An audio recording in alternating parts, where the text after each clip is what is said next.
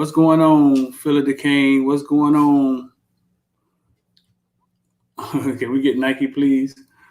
Kyle was good. Derek, Willie Boston was good. Adidas doing the best they can, man. Listen, doing the best they can. Listen, man, it's a Monday, Crypto Monday. Bitcoin hit 50,000 again. You want to get involved with the stock market, bro? Learn how this stuff works. People text me about this stuff right now. I want to get involved with the stock market, learn how crypto works. You got to understand what ADA is. I think it's up 100%. So for the people that's in the group, in Investor Die, CCI, for the people that's in there, it's up 80%, 100%. Cardano's up more than 100%. Let's check it again. So that means if you put $500 in, right now you'll have $1,000, and it goes both ways. If you put 10,000 in today, you'll have $20,000. It's up 100%, more than 100%. So if y'all want to get involved, man, 786-405-9499. 1 second, let me read this.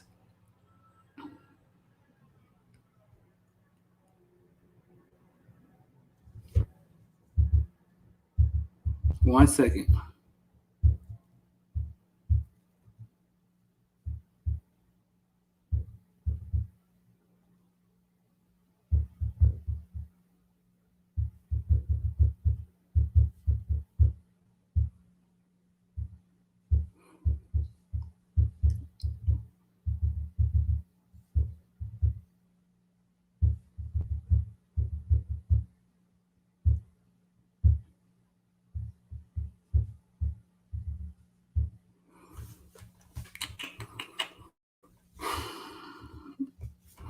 So yeah, man, y'all want to get involved. Listen, I had somebody ask me the other day about Forex, and they were saying that they signed up for Forex, but they didn't like it because they had to sign other people up.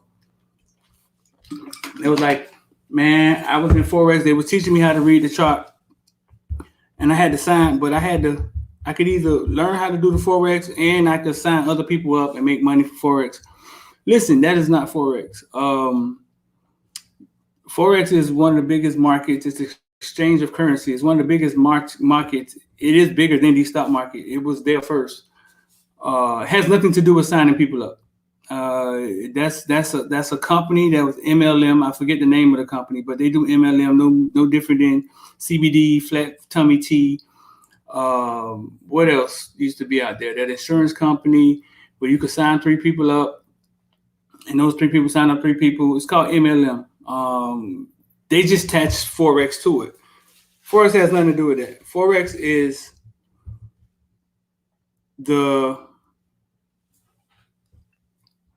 it's the biggest. Basically, it's the biggest market. It's been there first. It's exchange of currency. It's crazy because most of the people were introduced to it through that company, and they think that's what it is. And it's no different than getting involved in the stock market. It's just a different way you do it. But they wanted me to show you how it works. And I have one little, not really show you how it works, but I will show you how the money moves in Forex. I got one video. I don't have a bunch of videos, but this is one video. I have 2 that I uploaded.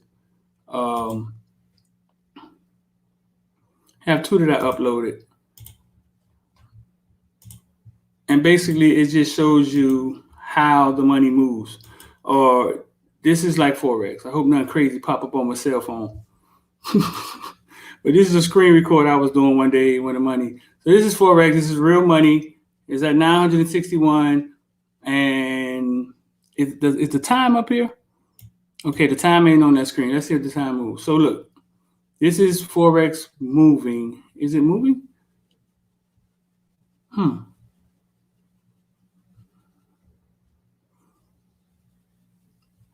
So this is just how Forex works. It's like real money.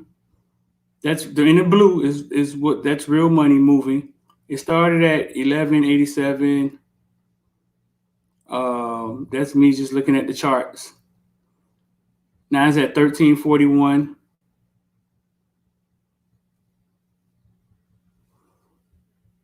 Okay, I want you to notice the time. There's a time at the top, 7:30. Okay, so is that at 7:30? It's at $1,100. And then what you're looking at is bit me. Got to play in 2 plays in Bitcoin, 1 in gold. Gold is XAUSD, whatever. I mean, eventually we're gonna get to this level where I show you what I know with Forex. But at 7:30, right? It was $1,100. Now it's $1,300. At 7:39, it's almost $600. That was $500 that was made in, can't count right now, 8 minutes. 8 minutes. That's how Forex. That's how the money moves in Forex.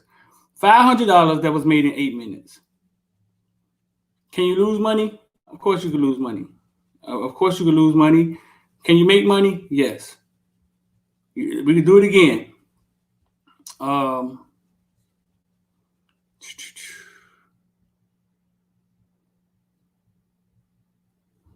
I see the balance. The balance. Equity right here, 1173. Started 7:30. Started at 1173. This is for the people who wanted to see what Forex is, and this is just me scrolling through my phone, going to look at the chart, looking at rest in. It's Bitcoin, 2 Bitcoin plays, and 1 gold play. 736 is $1,300.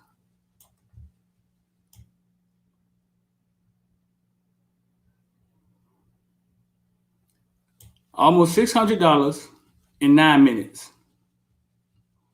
$500. $500 is a little bit more than $500 in 9 minutes. That's that. One other thing. Let's see. $500 in 5 minutes. You synced it. You just synced it.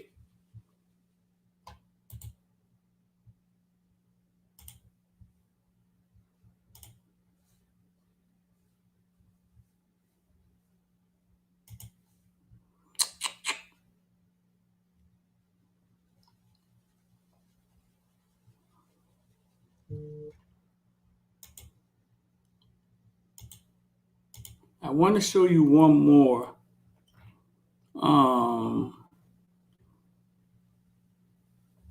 Don't seem to want to upload. I want to show you one more. Somebody was asking me about funded accounts and all of this stuff.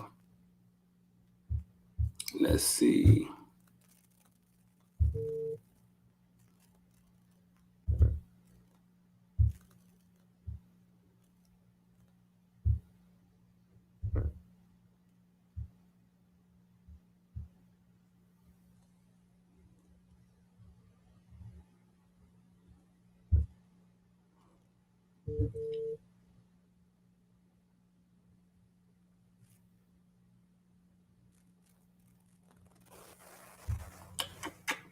One second.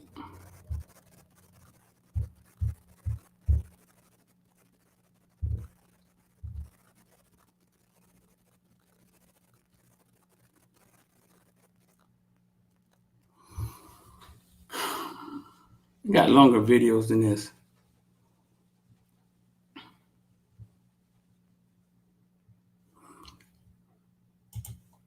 Let's see. Yeah, they went. Somebody asked was practice early today. Yeah, they went early today on practice.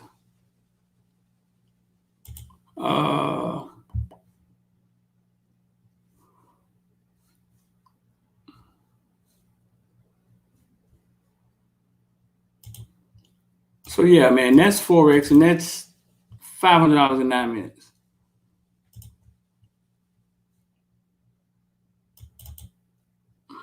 Let's see.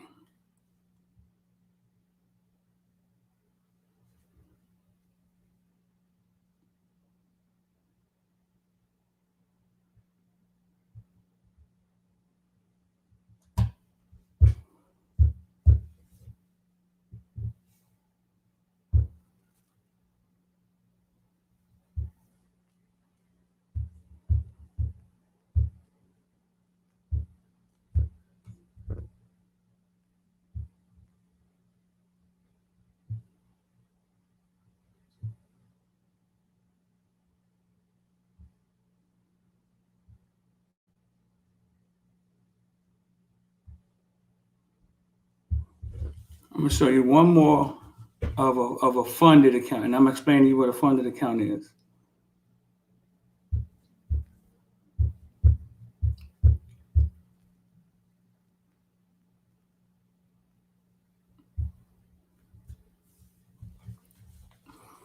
Told you I was gonna give you that stuff, whether y'all want it or not. I'm gonna give it to you. You're gonna get it.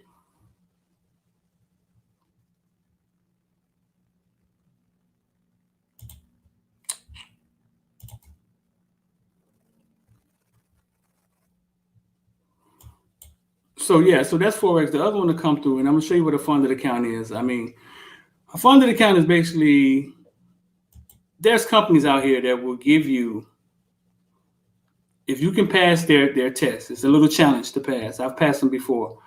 If you can pass their test, they'll give you $20,000, $100,000 to trade.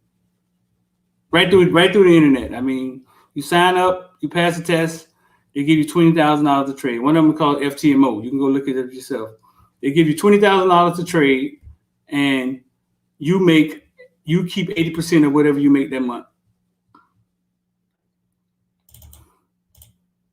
Here's what that looks like. Let's see.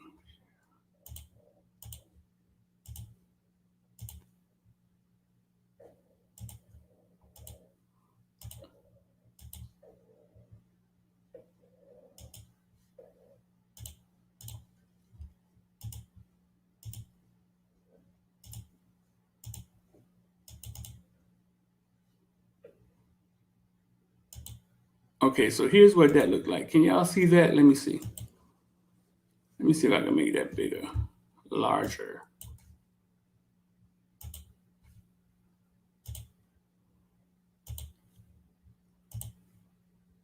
So, see, okay, so this is a funded account, like 24,000. So obviously this is a $25,000 account. They give you $25,000, and whatever you make, you keep 80% of it at the end of the month.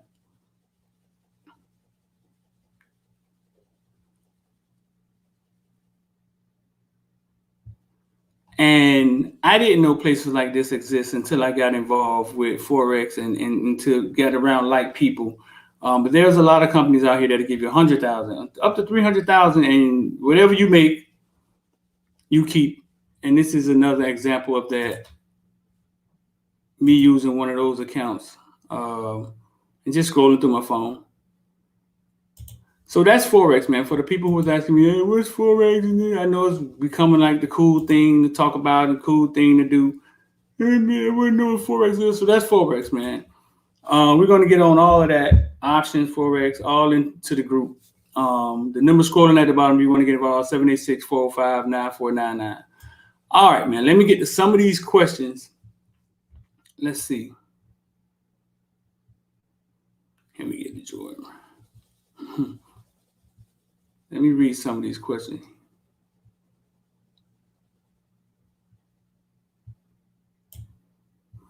Okay, let's start it here before I get to these questions. Avantae Williams. Is Avantae Williams coming back? Is Avantae Williams coming back? I saw what Manny Navarro posted. I reposted it. His lawyer is working with. I reached out to some people, and the answer I got was that it's possible. It's possible.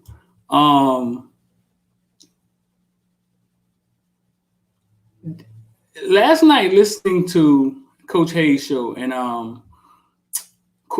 Kareem Brown was on there. Kareem Brown used to be a coach at Miami recently. That wasn't that long ago. He was saying that Avantae Williams getting in trouble was kind of like his final straw.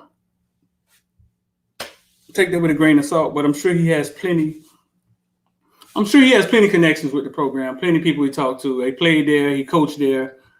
And sometimes we never look at it that we don't look at it that way. You know what I'm saying? We don't look at it like I kind of look at it that way. I kind of look at it that way when I know, because I always say that we don't know everything that goes on campus. Don't even act like we do. We get tidbits here, we get inside information, we got people there that talk to us, but you never know everything.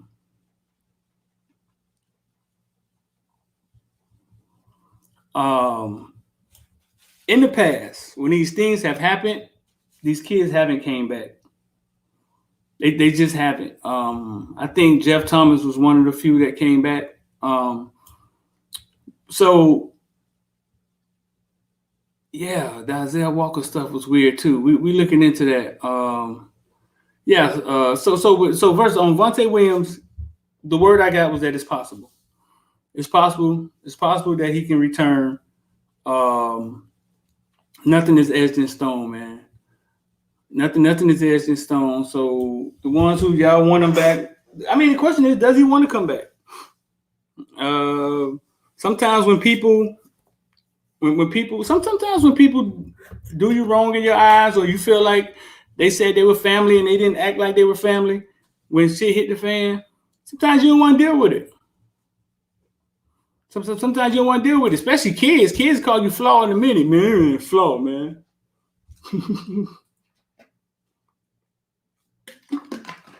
That man flaw. Yeah, kids will call you flaw in a minute.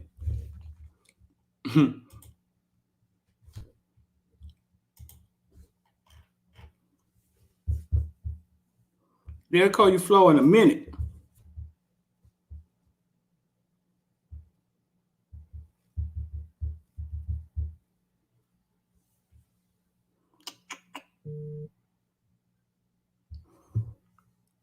You say Sam Brooks tweeting stuff. What Sam Brooks tweeted?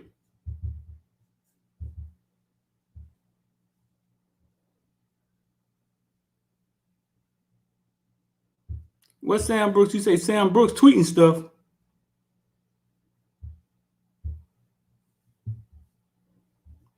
What did he tweet?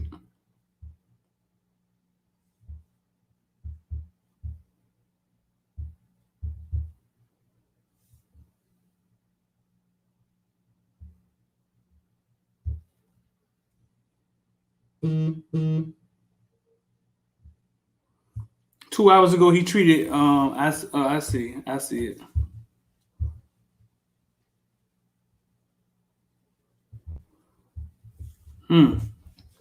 Yeah, I see what he tweeted. Sam Brooks tweeted. Let's see.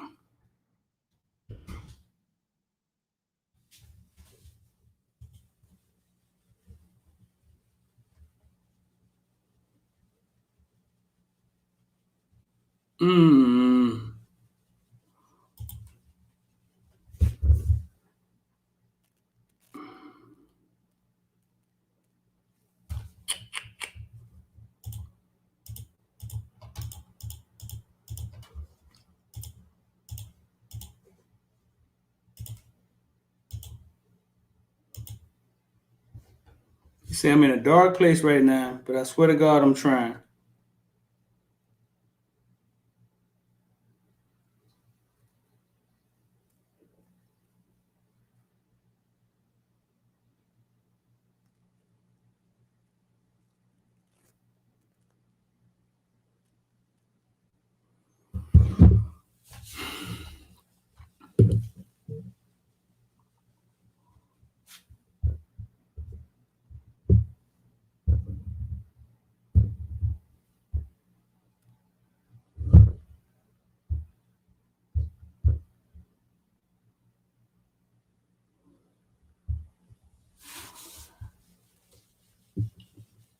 That's a raw wave lyric.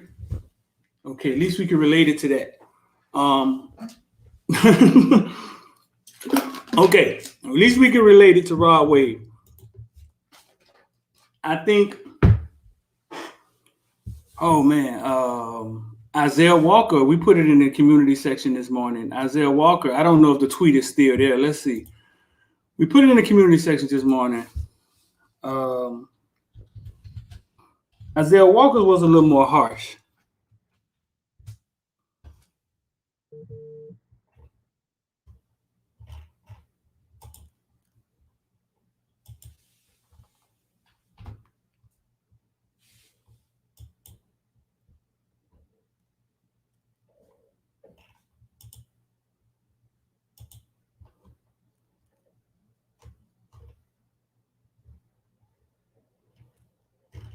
Yeah, Isaiah Walker's was a tad bit more harsh than Sam Brooks' Raw Wave lyric. Oh, the sensitive rapper of Raw, the sensitive rapper Raw Wave.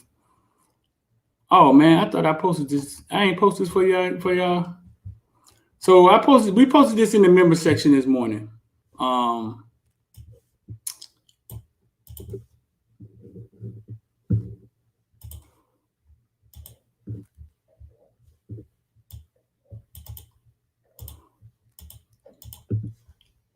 and said we were looking into it to try to figure out what was going on.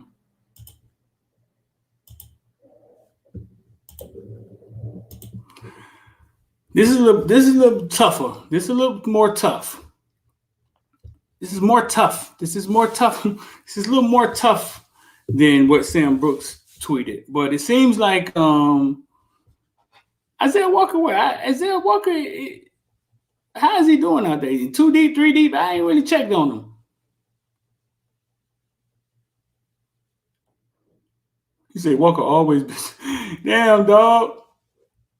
He said, I'm suicidal as hell. I'm a monster. I hurt everyone. I love my anxiety through the roof. I don't deserve to be here. I'm sorry. That might be a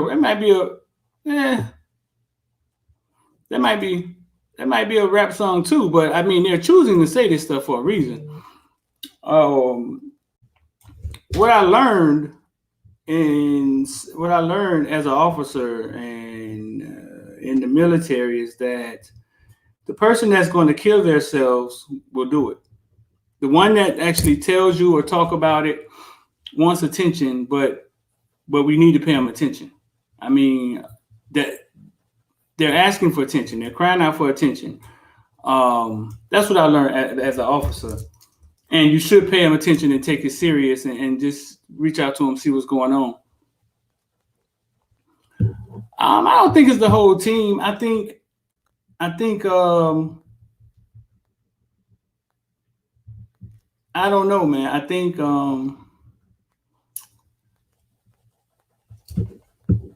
the ship maybe has to get tighter, bro. It seems like these kids. It seems like the ship may have to get tighter. Many may have to reel some of them in. But I think it's trials and tribulations of college football and real life. Real life, like slapping you in the face. When all your life you were better than everybody and people wanted you, sought after you, and now you're in a fight, you're getting injured. The Spanish head coach may not understand you. You can't understand where he's coming from.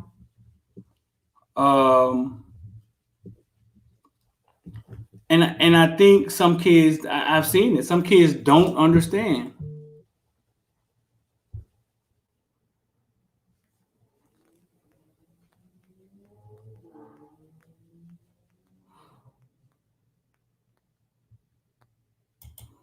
He said it was 4 a.m. They got to check on his mental for real. No, listen. Like I said, what I've learned through my training is that it's a cry out. It's a cry for help. Not saying he really want to do anything like that. You know what I'm saying? Brian Tejada liked. He said Brian Tejada liked it.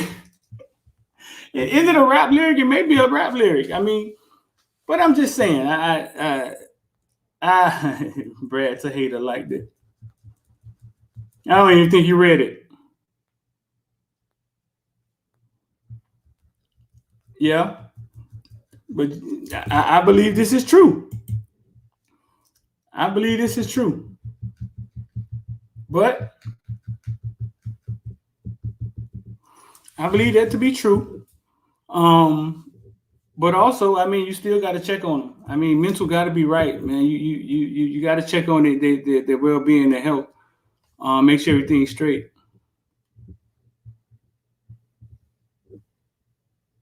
Yeah, they do get up really early.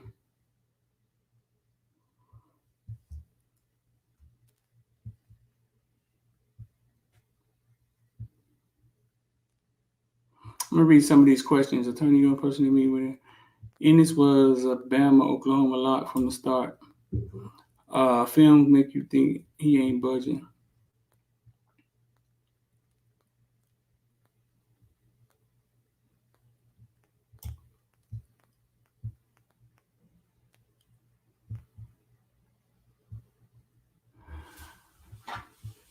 Inniss, you say, okay, so somebody say Brandon Inniss. Brandon Inniss was Alabama, Oklahoma from the start. I can't say that. I had through a business something, somebody sent me a bunch of Alabama gloves. I still have them, maybe 3 years ago. And Brandon Inniss, I gave Brandon Inniss a pair. Like he's in the 8th grade or something like that. I have video of Brandon Inniss. I have a video. I have this right here of Brandon Inniss at my tournament, at my Make a Play tournament with University of Miami gloves on.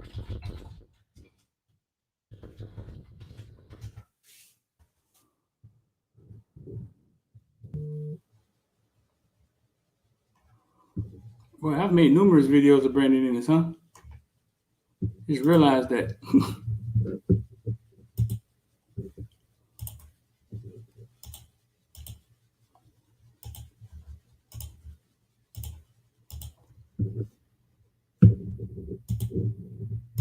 It's more than just a jersey. Give me it. It's a responsibility to get. Great himself. That's the feedback with it, man. Yeah. You know, we just doing what we do. We gonna put some weight on, boy. How much you weighing now? 185. Yeah. 187, really. Let me see them gloves, man. What we talking about here? Oh, what is that? What is that? I'm a clown, man. What is that? What is that?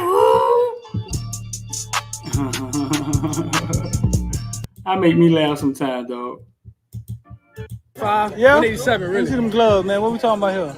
Oh, what is that? What is that? Listen, man. I'm gonna tell y'all this about Brandon Inniss. Covered the man since he was 8, maybe not that long, maybe 12, something like that, right? Oh, Brandon Inniss has always made the right decision pertaining to himself and putting himself in the best situation. He's a kid, him and his family, they choose right. They choose situations that benefit him and his position and his skill set. And that being said, I thought Miami had a fighting chance. I did. I thought Miami had a fighting chance. Now, this finna come full circle on him. Let me take these goddamn glasses off. Come on now, let's talk. This finna come full circle. You glad I made it down from that wall?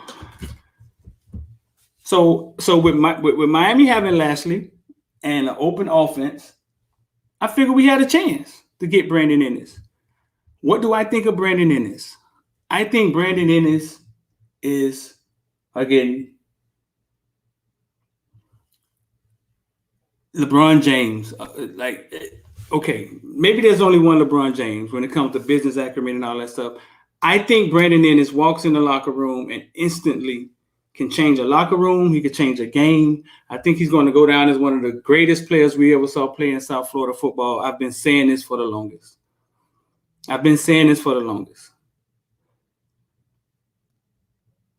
I also been saying that he went to U School. Last year he played for True Prep Academy.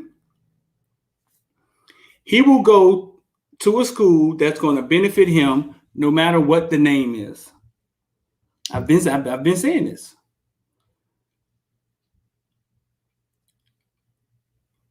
I haven't asked Brandon Inniss about his situation. I should get him on here soon. But my thing is, if there's a kid, right? Okay, so if there's a kid where you send a car by his house every day and tell his parents hi, every day you assign somebody to his house, I believe that kid looks like Brandon Inniss. On the field, off the field, stand-up kid. Ain't no way around it. Against IMG the other night, Kamari Wilson late hitting him, knocked shit out of him too. I mean, but it doesn't faze him. I think he scored a touchdown, a couple of plays, straight baller.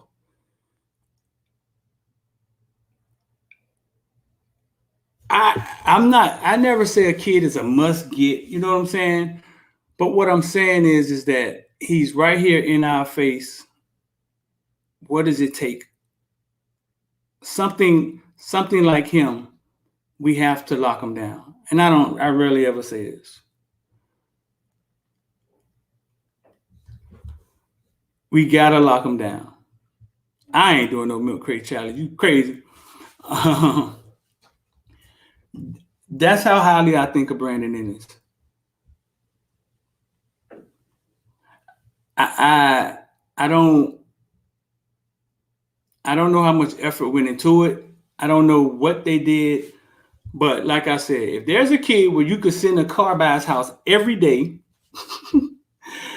and tell his family what's up, hey man, how y'all doing? We just by, man, y'all need us to cut the grass or something? Wash the car? Gas? All right, we have anything. It's Brandon Inniss. Marvin Chapman, my homeboy, say, what would we do if Brandon Inniss don't want to come? If you tell me you send a car by his house every day and that's how hard you went after him, then you lose. All right, you lost. You lost. But this goes full circle back to Rambo on the podium. And somebody saying, hey, so you've seen how real offense look at Oklahoma. Compare it to Miami. Oh, this done came full circle real fast. And I said I didn't like Rambo come. I didn't like how Rambo answered. And after we talked about it, we came to the conclusion that, okay, I get it. That might be true.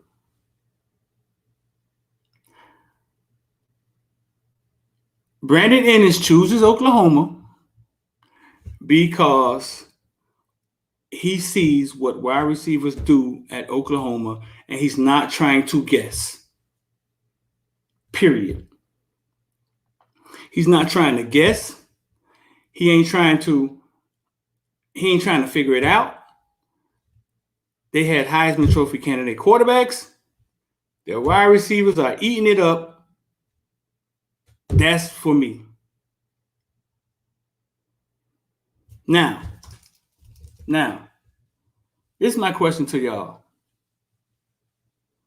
Who are you blaming there?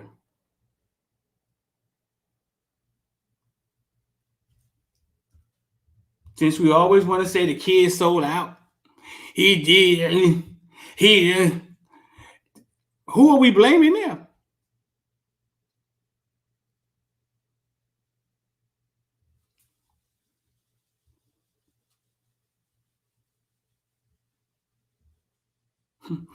Marvin said he ain't wrong. If I was him, I'd go to Oklahoma with him too. Right. So sometimes Miami, the school, goes head to head against Oklahoma and play for the crib, don't win. Because he looked at Miami offense and he looked at Oklahoma offense and he said, hey, man, I want to be CeeDee Lamb. I want to be, you know what I'm saying? So sometimes stay home, play for the crib. It don't win with some kids. That's where Miami has to up their game, and they'll get some of those kids. Last year recruiting class was awesome. I just feel Brandon Inniss is like, hey, man, you know y'all Michael Jordan in your city this year. He got 2 more years left in high school. And I think North Carolina had to drive to Wilmington and get Michael Jordan, even though Michael Jordan like developed into Michael Jordan. But you understand what I'm saying. You know what I'm saying? Like, North Carolina could not have let Michael Jordan leave unless he went to Duke. You know what I'm saying? They couldn't let Michael Jordan go to UCLA. Period. If you build it, they will come. Right.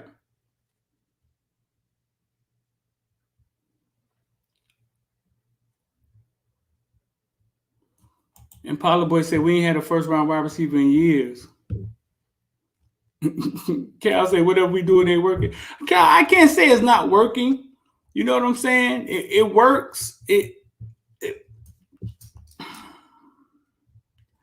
I think a lot of it is default stuff. Some of it is, a lot of it is play for the crib. I'm gonna stay home, play for the crib, and your kids. What if Miami was in Virginia?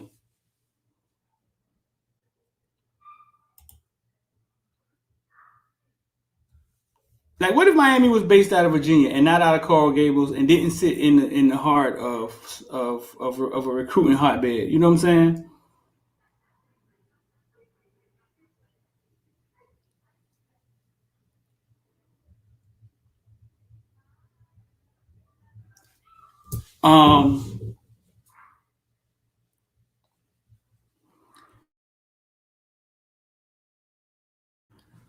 A great job recruiting. I think Miami will always do a great job recruiting because of location.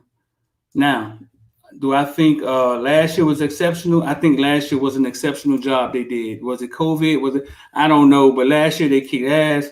This year they seem to be doing pretty good. I think Miami, in the school's location, the kids that want to stay home, that don't want to leave their mama, Leonard Taylor, Duke Johnson, kids that need to stay home, are 5 stars, 4 stars. And I've said this before. But sometimes when play for the crib don't win,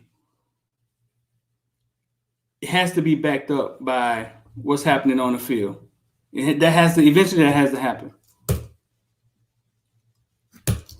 Ronald Bennett said we've had first round talent at wide receiver. Who have we had, Ronald Bennett? Amar Richards? Who do you consider first round talent that we had at wide receiver? We had Amar Richards. We had first round.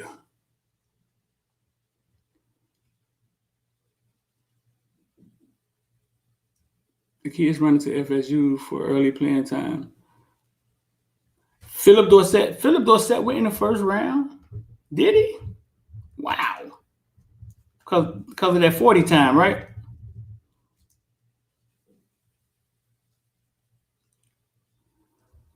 So we had Amar Richards would have been the first round. Philip Dorsett went in the first round. Philip Dorsett went in the first round? Did he? Cal say Philip Dorsett and Amar Richards. Cal say give him some more. Cal say give him some more. He said they ain't enough. They ain't doing it for you, Cal, huh? Cal say he need more. He said they ain't doing it for him. Cal say he ain't doing it for him. Listen, man, if y'all want to get involved, the number is 786-459-9499. There's a couple people that text me about Investor.cci. I'll get back with you when the show over. The number scrolling at the bottom. It's crazy that people watch this every day, man, and don't know that the number scrolling at the bottom. That's crazy. I only said 100 times.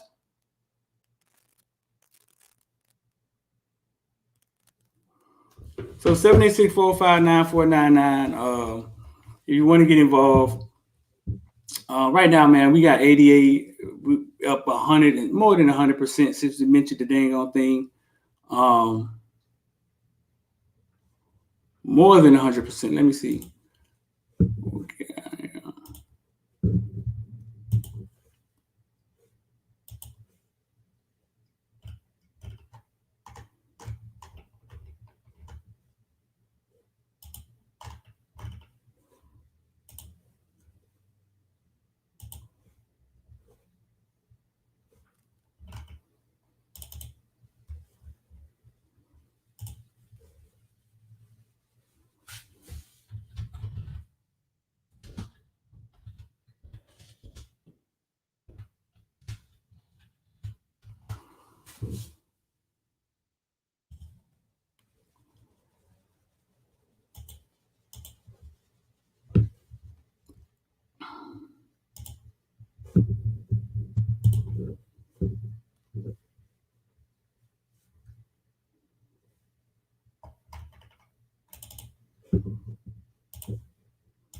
88, which is Cardano.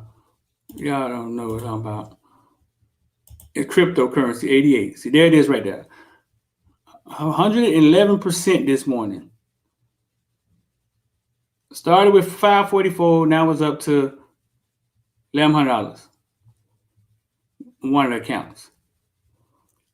So 88 is up 111% since the point where we got in. We mentioned it in the group when we first got in. So if they jumped on, I think it was like $1.30. I think it's almost $2 now. I mean, no, I'm lying, almost $3. I think it was $1.30 when we mentioned it. I was looking at it this morning. I think it was like $2.80. $2.80.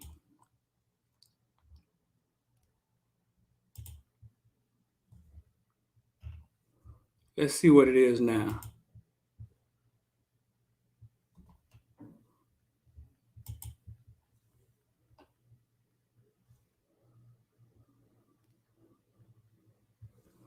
It was $2.80.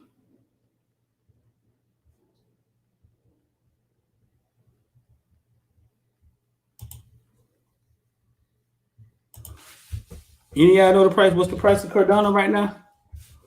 Oh, that's wrong.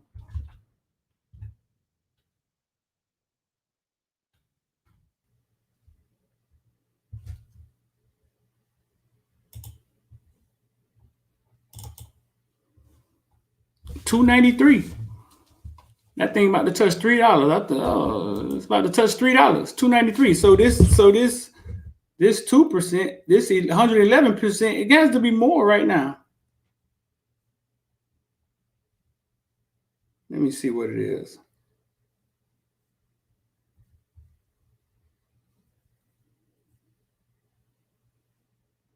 Yeah, it's 115% right now. 115%. So listen, man, y'all want to get up on those plays, 786-405-9499. Y'all want to get up on those plays. $2.99. Dang, I just saw y'all text. I just saw y'all comments. My bad. It made it up to $2.99, huh? Wow. And I mean, it's just the beginning too. It's just the beginning. It's gonna keep going. I believe so. It's just the beginning.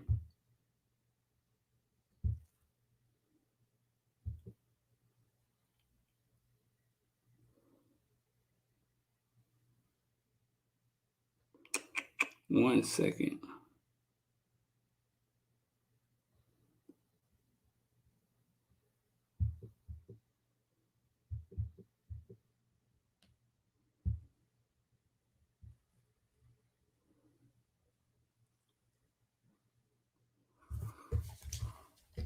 Yeah, I mean, it's just the beginning.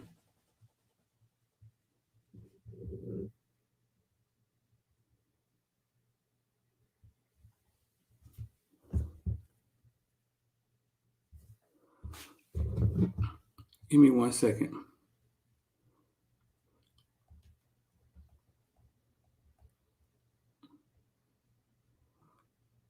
See, but this is what happens.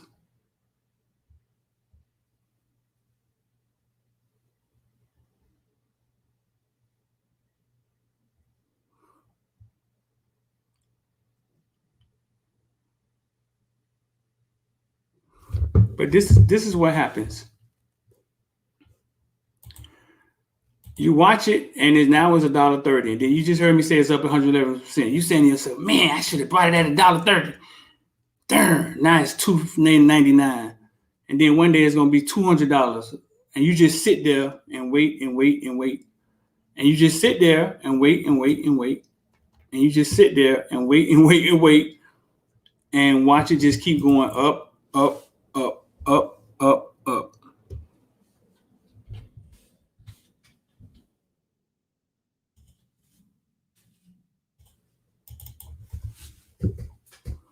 And you just watch it go up, up, up, up.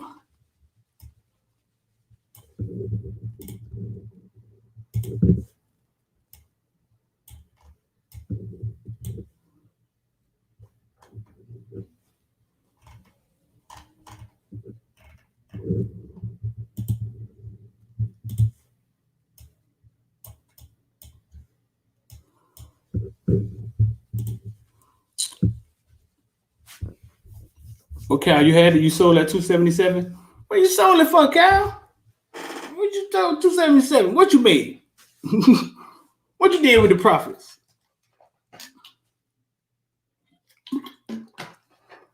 What you did with the profits? Huh? Sold at 277.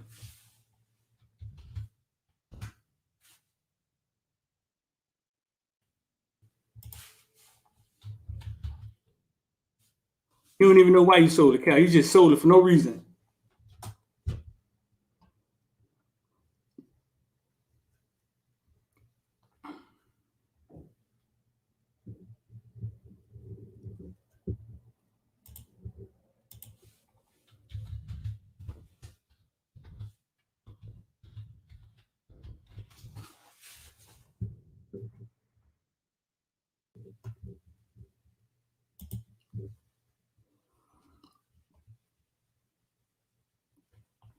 How high can Cardano go in 2021? According to the latest long-term forecast, Cardano price will hit $2 by the end of 2021 and then $3 by the middle of 2022. Cardano will rise $5 within the year of 2023. Cardano's going to hit $3 a day. Yeah, so that's a little bit. But all those things be off on crypto. Crypto moves a lot faster than any of those projections.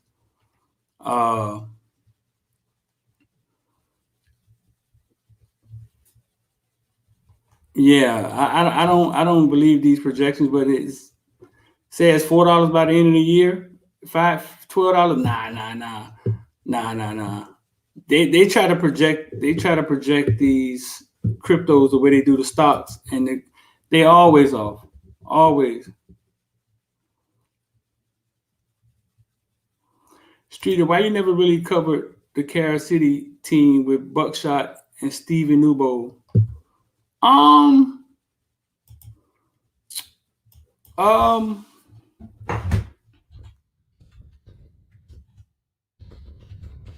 You say never really covered. I want you to explain. When you say never really covered.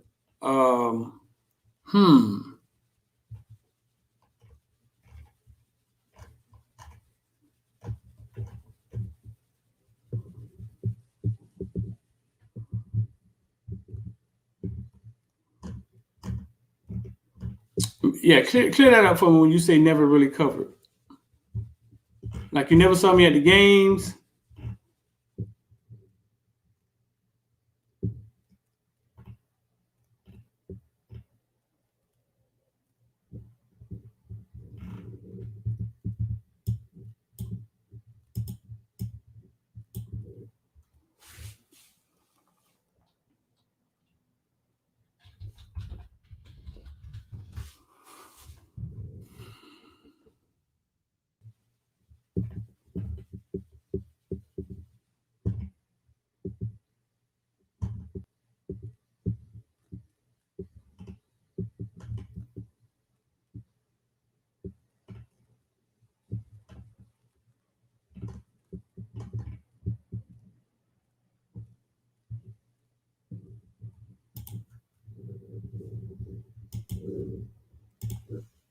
Miami Kansas City versus Gorman. Who you got?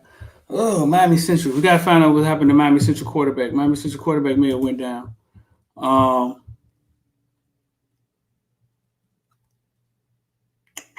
Yeah, like the games with the highlights and stuff, I feel that would have helped them get more offers.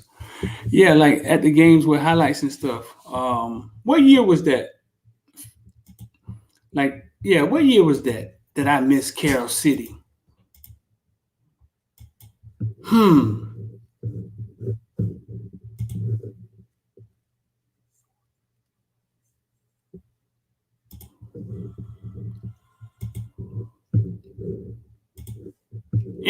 Was it this? Could he have been there this year?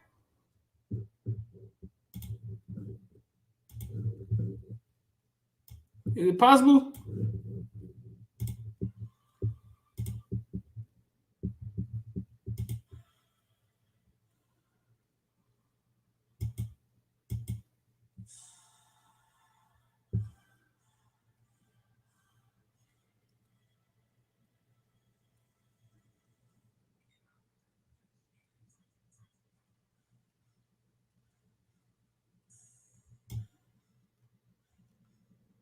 This was 2016. What year are we talking about? Yeah, 2015, 2015, 2016.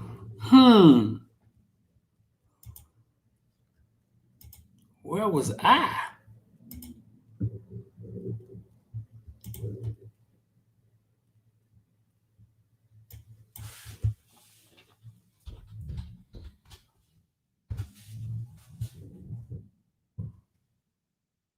Let's see what happened when you type in Care City 2015.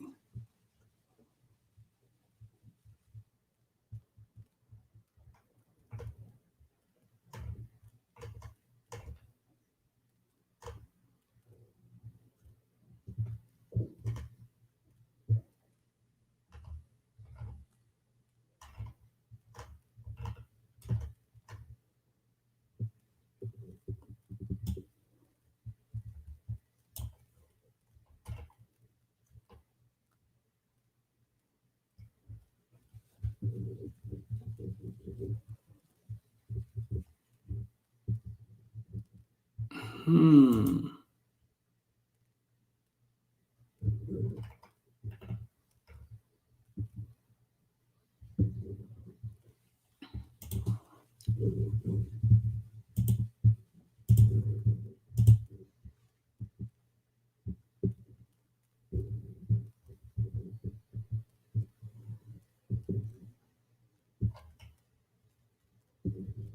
we looking for? Buckshot, Nubo.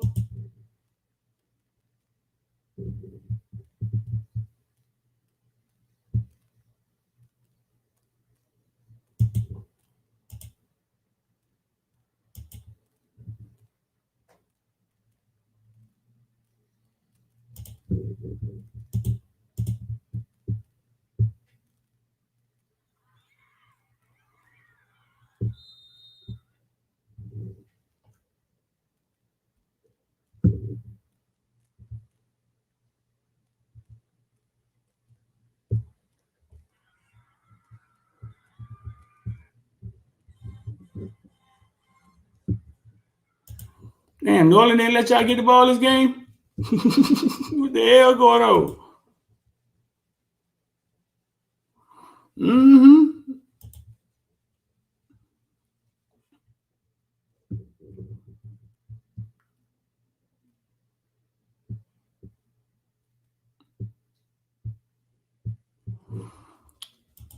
Did you, what film visual, did you look? Oh, that was them at practice. You posted my bad big dog. Film, listen, I'm joking with you, right? I'm joking with you. I'm going through this stuff. I'm joking with you, dog. There go New Bowl right there. I was all up in Carol City practice. I was all over the world. I mean, there's our white savior right there. Buckshot. Bam. There you go. Buckshot drop back. And get set. I was there, dog. I was just jacking around with you, dog. I was there. I was in practice. I was there. I was there. I'm not sure. Where were you? Is the question. Where were you? Because before you asked me that, you had a chance to Google that. Where were you? Is the question. Hurricane T2Y said he got 120. He said he got 20 million Shiba waiting to take off. Sit on it, dog. Sit on it. Pray to crypto gods.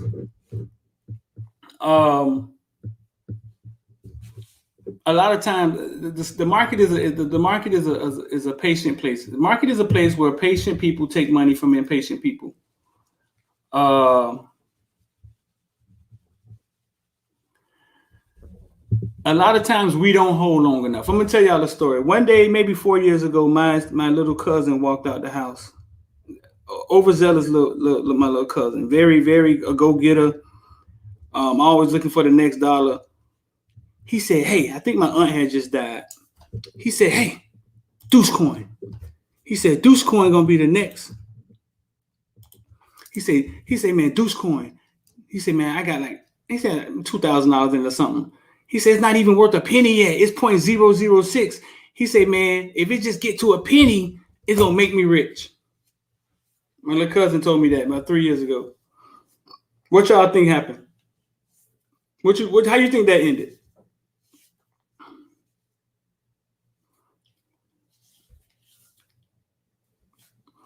He stopped and told me he already had the plan. If Deuce Coin get to a penny, he rich. How y'all think that ended? Because we know Deuce Coin is 30 cents now.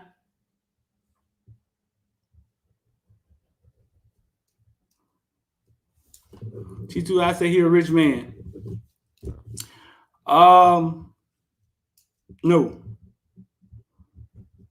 Tough for him to even talk about Deuce Coin right now.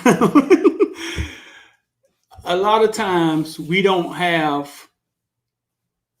manage our money, I guess, to the point where we can have an excess 2,000 sitting, 5,000 sitting, and you don't have to touch it.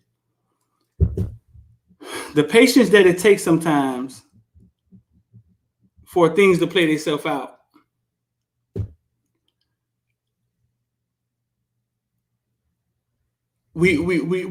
Okay, this is my philosophy. Oh, time to take the glass off again. This is my philosophy on it. We make work jobs. At our job, we get paid every 2 weeks. Money comes every 2 weeks. You go to work, do your 8 hours, 40 hours, get paid. Money comes every 2 weeks. Some of y'all get paid every week. It's like a comfort zone. I didn't get paid last week. It's coming back around. I'm gonna get paid again. It's coming back around. I'm gonna get paid again. It's like a comfort zone, right? And I think this is me. This is what I think. I think mentally in our minds, we become like a rat, like the lab rat. Paycheck every 2 weeks. The paycheck every 2 weeks. The paycheck every 2 weeks. The paycheck every 2 weeks. And then you become dependent on the paycheck every 2 weeks that takes you to the next week, that pays your bills, have a little fun, then you broke, and then you get paid again in 2 weeks. And then in our mind, we start thinking that that's how money is made every 2 weeks. And you become conditioned to believing that money should just drop in my bank account every 2 weeks.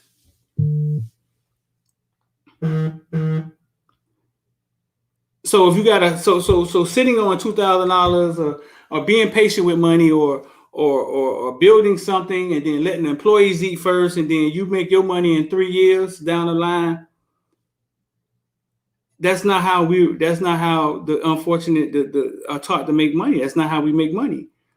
Somebody once told me, man, the first time when you take a paycheck from somebody, that's the beginning of the cycle, the rat race. Basically, what they said is, man, as soon as you start taking a paycheck from somebody, you done fucked up. That's what they said. That's exactly what they said to me. And I know a lot of y'all can't understand that. You know what I'm saying? But it conditions you to believe that you're not even thinking about how much time you're putting into the job. You're just thinking about that I get paid every 2 weeks.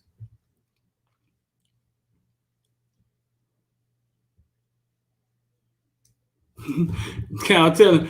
Thanks, Kyle. Right.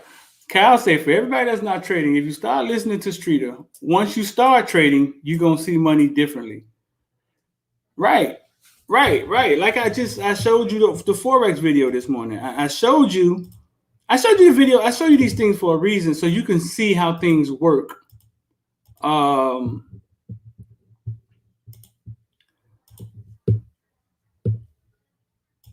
you can see yourself how things work. I shared this with you this morning. Forex. Everybody wasn't in here, but this is Forex. This is Forex. This is me trading Forex. Forex is not MLM. It's not none of that stupid stuff.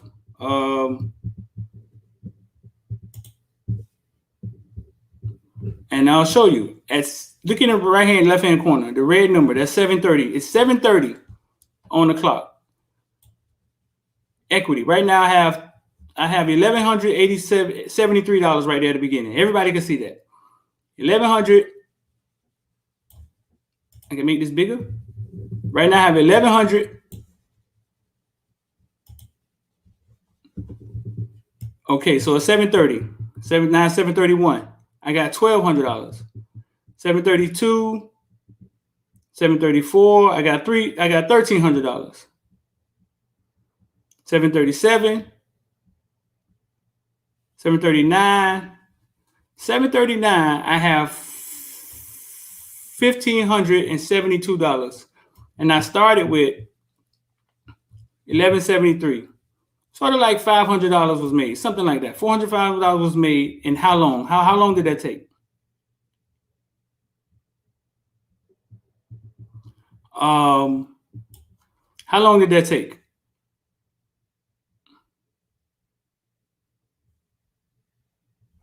Nine minutes. Okay. So Kane Bound said you can't invest. How can you make a profit investing crumbs? $10 ain't shit. Hey, that's funny. Listen.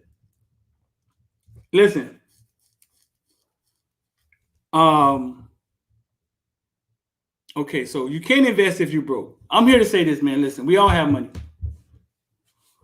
We all have money. We choose to spend it on the things we want to spend it on. Period. Am I rich? No. Am I perfect with money? No. But we choose to spend it on those things that emotionally drive us to spend it. Kane Bound said you can't invest crumbs. You can't invest if you don't have money. You actually can. I can show you videos where people show you how to start with $50 and turn it into $5,000. And it's just following somebody that knows what they're talking about. We take our money and we spend it on things we don't need. Gary Vee talks about this a lot. We spend it on stuff we don't need. You spend it on trash all the time. And if you're telling me I go to work and all of my money goes to my bills and I'm left with $10 to spend, okay, time to sell something there. Time to get out of something. You got to free up some money. So time to sell one of the cars, time to scale back, time to do something. But at the same time, even with $10, you could start investing and double your money, and it's money you don't have to work for. Your brain is working for it. But I'm here to tell you, it's a mindset. It's a mindset. It's a mindset. I mean, we throw money away every day. What's some of the stuff y'all threw money away on yesterday? Tell me. My homeboy going through a divorce, man. We took him out to eat at Victory Lounge, man. Spent $180 on goddamn breakfast. Throw money away. What's some of the stuff y'all threw away money on yesterday? Something you didn't need, dog. I don't care if it was Starbucks $8 coffee. I don't care if it was crackers. I don't care if it was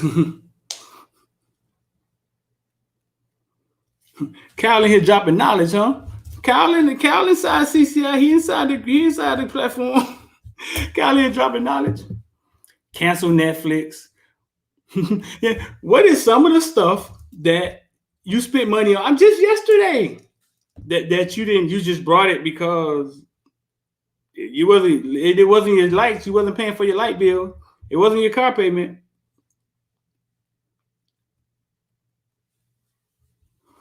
Cal said he brought KFC Big Box. Don't waste the money, huh, Cal?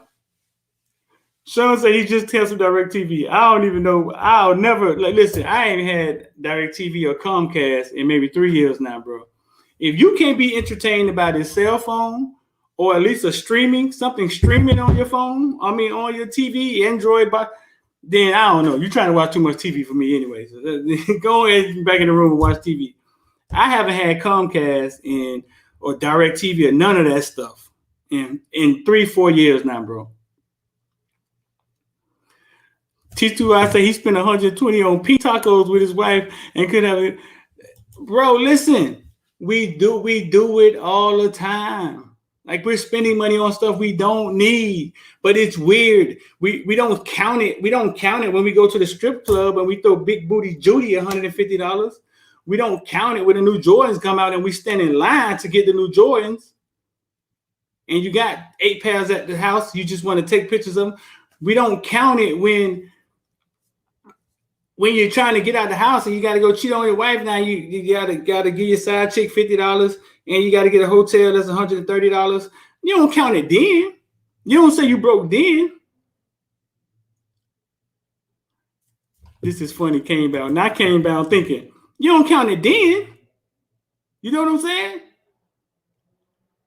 You can invest like listen, man, I missed the boat. I started later in life. But you can invest now, and in 5 years, you could pinch off and go to the Miami UNC game last year. Right. No, listen, we spend money on things we emotionally make us feel good. Clothes, jewelry. We don't think about losing money then when we spend it on trash. We don't think about investing in when we spend it on trash. As soon as somebody say, hey, if you put $500 in Apple, dog, you'll have $5,000. You start thinking about, man, I might lose my money. Can somebody please explain to me how does that work in the mind? How does the mind even work like that? That soon as somebody starts talking to you about something about investing, the first thing you say is, man, I might lose my money. But you just spent it on Pink Tacos, Victory's Lounge. You just listen, man, you can start with $50, but the information ain't free. I mean, you know what I'm saying? Everything I know, I paid for a Forex course, $800. I paid for numerous courses. I still pay for information to today. T2Y, shout out to T2Y, man. T2Y, because it's true. Oh, y'all still telling me what y'all spent y'all money on? Terrell Richard said he got $3,400 bonus check from his job. Listen, this is the funny thing about that stuff. Stimulus checks, bonus checks, $3,400, $1,000. I'm here to tell y'all this. You can't do nothing with it but spend it. Why not plant it in the ground and let it grow? You can't do nothing with it but spend it. All the people in here from the hood that cheat on their income taxes every year. You know what I'm saying? Every year you get back $3,000, $5,000. My homeboy got $7,000 back. What you gonna do with $7,000? You spend it. Why not make $7,000 turn into $10,000, $15,000? Now you can take the $7,000 back out. But we don't have the patience or the knowledge to make money like that. That's why I am here, and I'm gonna talk to y'all blue in y'all face. I don't care. It's gonna be Miami got to pray to Jesus to beat Alabama.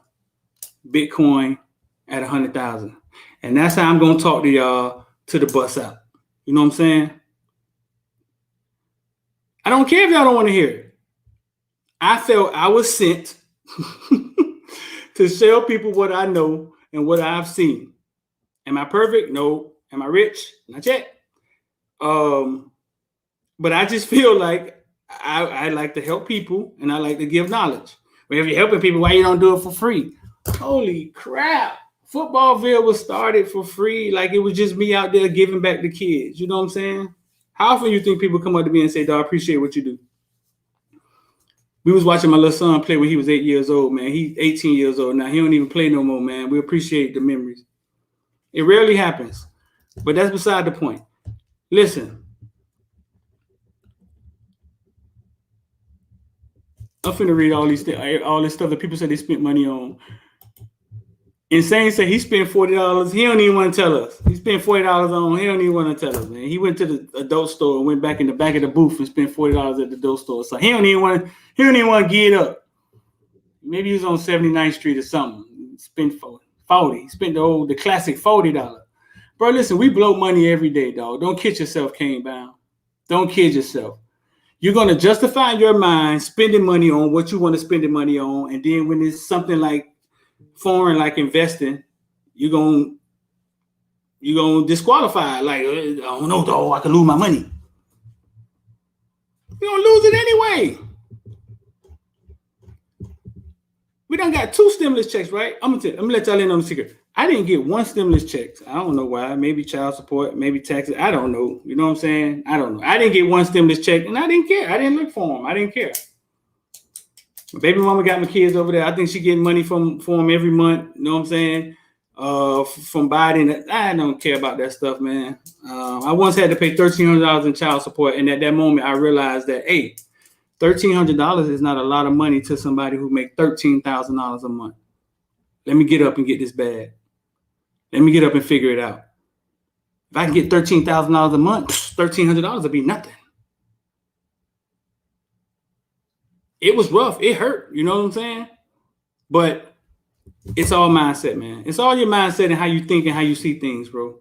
That's it. That's it. It's all how you see things. The first thing Kane Bound said was, how you supposed to invest if you ain't got no money?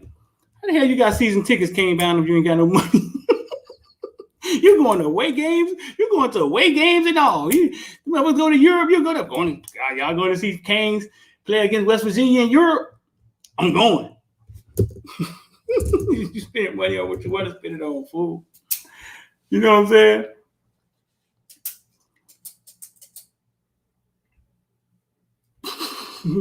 Cal said Cal trying to help y'all save money, man. Cal said if you smoke weed, switch to edibles. I'm guessing that they're cheaper. Oh, listen, Cal, the habits. We ain't even gonna talk about the habit. The habits get all the money. The habits get all the money. Cigarettes, weed, hookahs, gambling. The habits get all the money and all the justification to getting all the money too.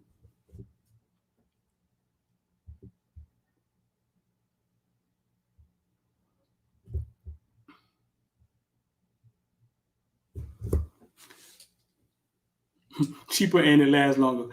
Man, I remember one time somebody gave me a brownie, man, and the brownie was good. I forgot that it had weed in it. I was like, goddamn, best brownie I ever take. And I ate it all fast. Man, listen, I was hallucinating, man. I can't remember what happened at the end of the day. They had to get me up out of there, man. I was like, dang. Why did I eat the brownie so fast, dog? That happened to me twice. One time we was at a party, and my girlfriend was Rice Krispie treats. She would take a little bite and then hand it to me. I was like, I got a sweet issue. You know what I'm saying? God damn, best Rice Krispie treats.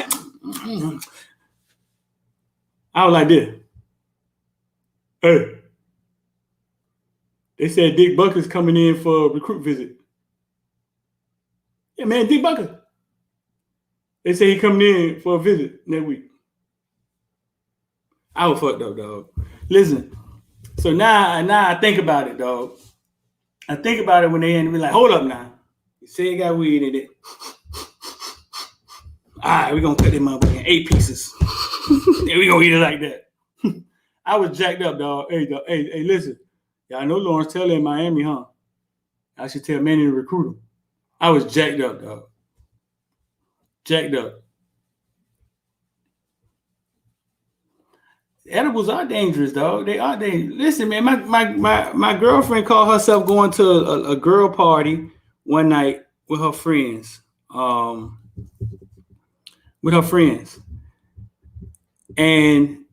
she took the car that we had, the BMW, she took it. And they all started eating edibles and they all got sick, started hallucinating.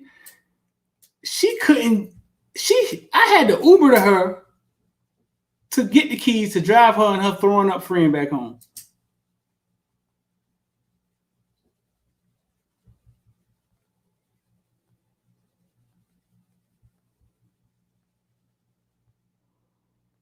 You talking about messed up? I had to Uber to her to go get the car and drive her and her friend lay across the back. She in the back, lay across the back, throwing up. They could barely talk. They don't know where they at. I'm like, man, we had some brownies and and I'm driving in the car, one throwing up, one knocked out, and all I could think of is, threesome tonight. I might get a threesome. That's all I can think about. I might get a threesome. That's all I was thinking about. That's it. That's all I was thinking about. But I'm just joking with y'all. Hey, Brian.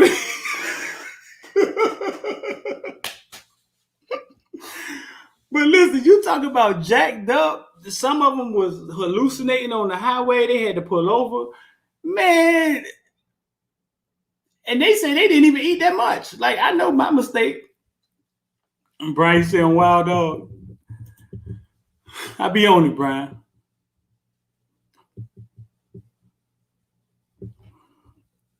Say edibles dangerous. I was jacked up, dog.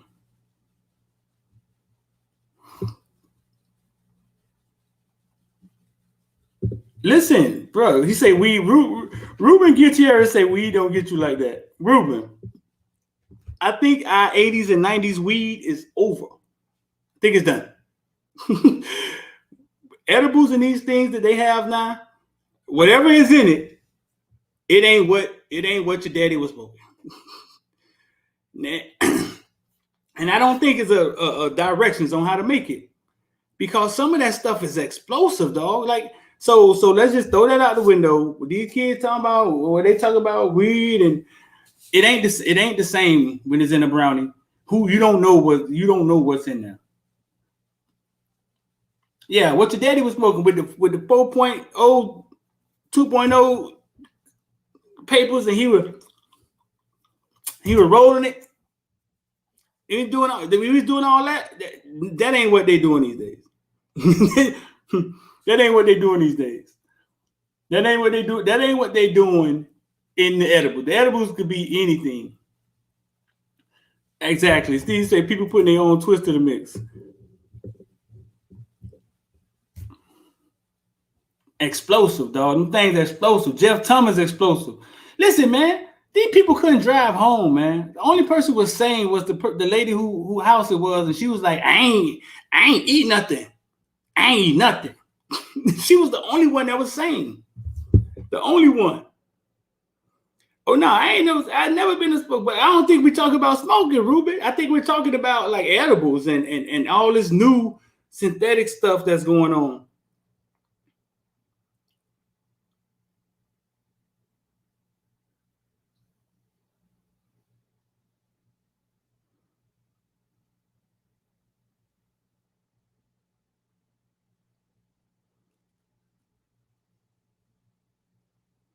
One second.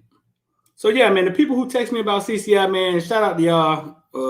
Sometimes I got to go on a rant for people to wake up and smell the coffee. But I'm gonna hit y'all as soon as we finish.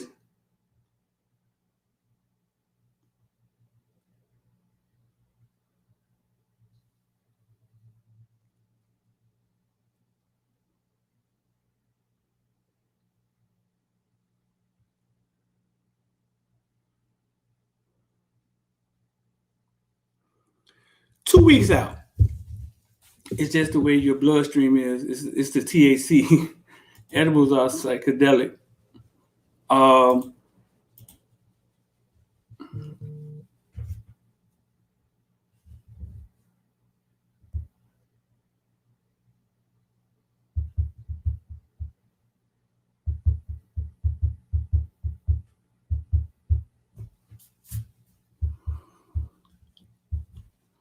He said it's psychedelic.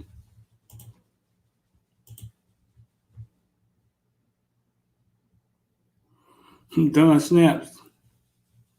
Get him on that bunk. That's what Trick Daddy smoke. That what Trick Daddy be on. Doggone, that thing is explosive.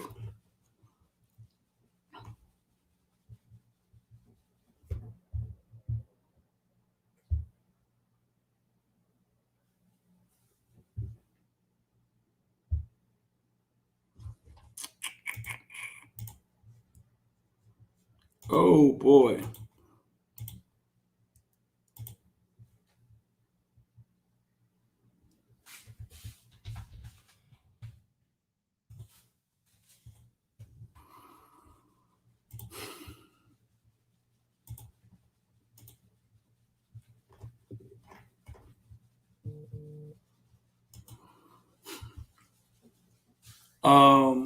B said we got to bring Avantae back.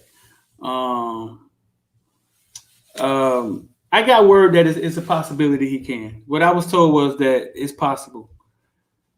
But they don't seem like, I mean, think about this, man. Just think about this. I don't know. They just don't seem like, hey, we're working together. In 2 weeks, they face Alabama, right? They got to be focused, man. They got to get focused. They got to be focused. And I don't think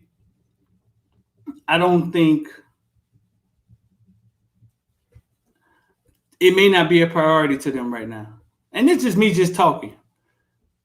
Maybe Appalachian State. Maybe we could work on, we could think about that. But right now, they're about to face a juggernaut, and they got to get locked in, dog. I think it's an ACC special come on tonight. University of Miami ACC special come on tonight.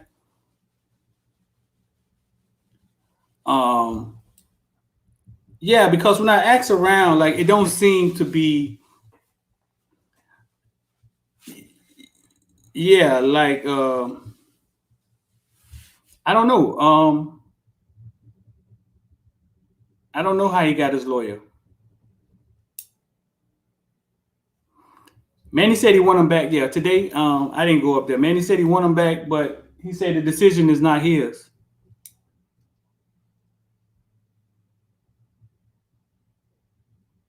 Bama wants Williams. Man, I'm not playing these jockey games with Saban.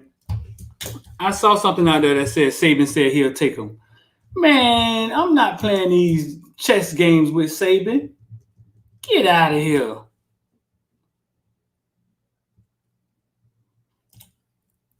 Don Snaps, where you heard that at?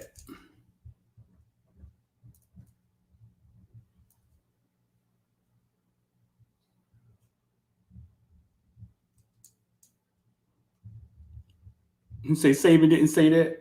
Yeah.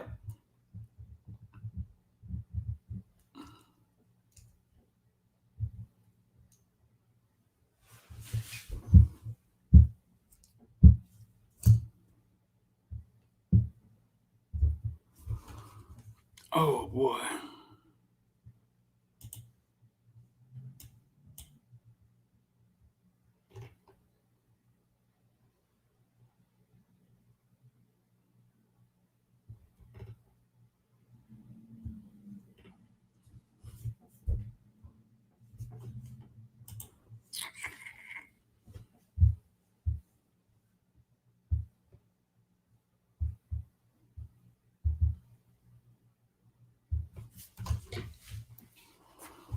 It's documented.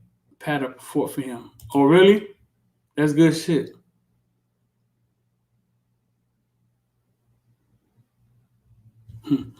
People believe whatever they see on the internet. And you're right. They do.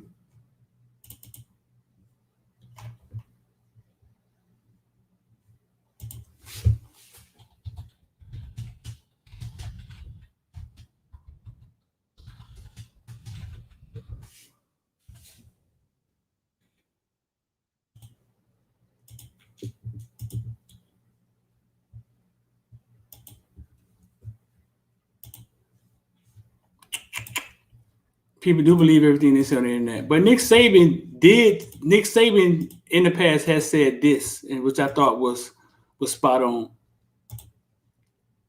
Criticism out there. Give me a thumbs up if y'all can hear it. Give me a thumbs up if y'all can hear it. When somebody does something wrong, everybody wants to know how you're going to punish the guy. All right, but there's not enough for 19 and 20-year-old kids, people out there saying, why don't you give them another chance? Right, so I'm going to give a speech right now about this. Like, where do you want him to be? Guy makes a mistake. Like, where do you want him to be? Guy makes a mistake. Where do you want him to be? You want him to be in the street?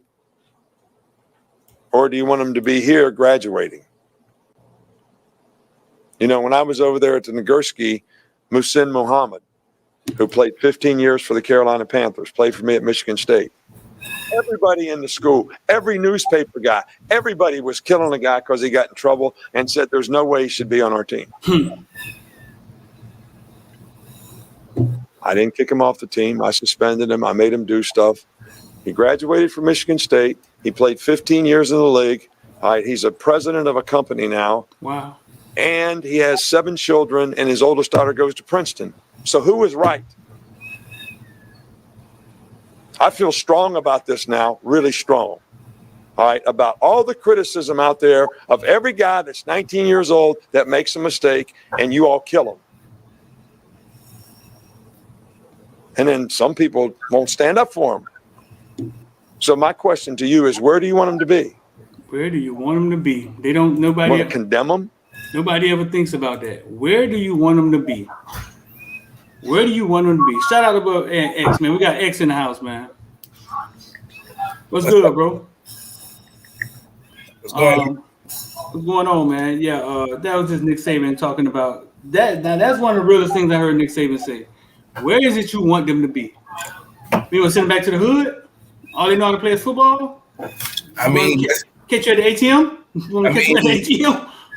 I asked this question a long time ago, and I was like, if the kids ain't play football, do they really care about them? And basically, that's the response that you get from a lot of schools. If you don't play football, we don't care about you. You know what I'm saying? So if you mess up, you're not a football player no more. We don't care about you, so we're gonna send you back to where you came from. Yeah, it's a business decision. According on how good you are. If you're really, really good, they may, like Jeff Thomas. They may try. But it's a business decision. So all of that, we family. I mean, yeah, your family don't cut your throat when you get allegedly accused of something. Now, everybody who was jumping down me and your throat, X, right? About, oh man, y'all forget it was a victim involved and nada. Man, listen, I could be wrong on this in the future and plenty of times. I've seen women do some egregious things, dog. To me. Baby mama called me this morning, want to sit down and reconcile. Want to sit down and talk, reconcile. We about to go to court. It shouldn't be like this, yada, yada, yada. I've seen women do some horrible things, dog. My baby mama once punched me in my face because I wanted to sit in the car with my kids. Picked up the phone, called the police, told them I had a knife. Her 60-year-old mom was right there when the police got there. She said, I ain't hear her say that. Women do horrible things sometimes. So when he was allegedly in trouble, I wasn't here to judge. You know what I'm saying? I don't know what happened. I know how those things could go down. So whatever happened, cooler heads prevailed later, and the charges were dropped, right, X? Yeah. And the crazy thing is, like me and you discussed, we were like, man, she went to the hospital. Once she go to the hospital, the state gonna pick it up. Like, ain't nothing nobody else could do from there. Right. Once the state pick it up. So by the state dropping it, it just shows like, okay, well, something wasn't really right with what was going on. I remember this lawyer said, his lawyer said when they looked at the evidence, they was like, there's no way this could have happened.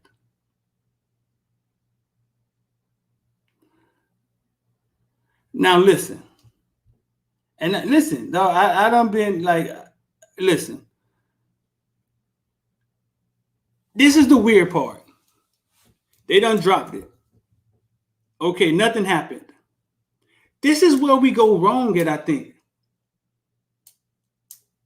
What happened to the young lady? What's her name? She was there in court with him supporting, they said, right? I don't even know her name. I didn't even pay attention. What happens to the young lady? Nothing. It just goes away like it never happened. There's no consequences. And if you talk to Avantae might stand up for her, because that's how men do, and say, nah, man, she's straight, leave her alone. I'm just talking, you know what I'm saying? But that's how we are. We protect them. But boy, they'll open up an AK on themselves. Listen, man. I've seen women. I remember when I was in the military, my homeboy wife left him with the kids. He was keeping the kids every day.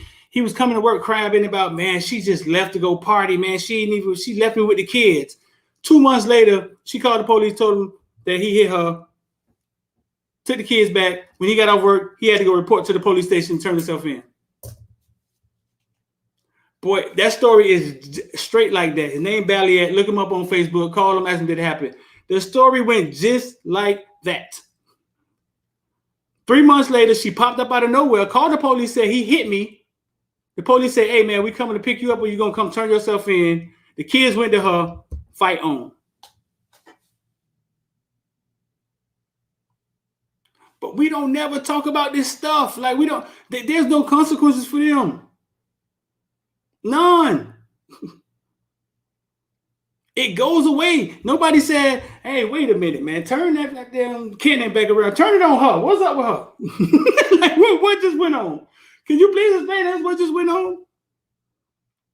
Now, I'm just talking about with my own baggage that I'm bringing in here. X got some baggage too. You know what I'm saying? We talk about this stuff all the time. I'm just talking. I don't know what's happening in the Avantae Williams situation. I don't know what's going on there. But when it happened, me and X got up here and we took a stance and we talked about a side of it that a lot of y'all didn't want to hear.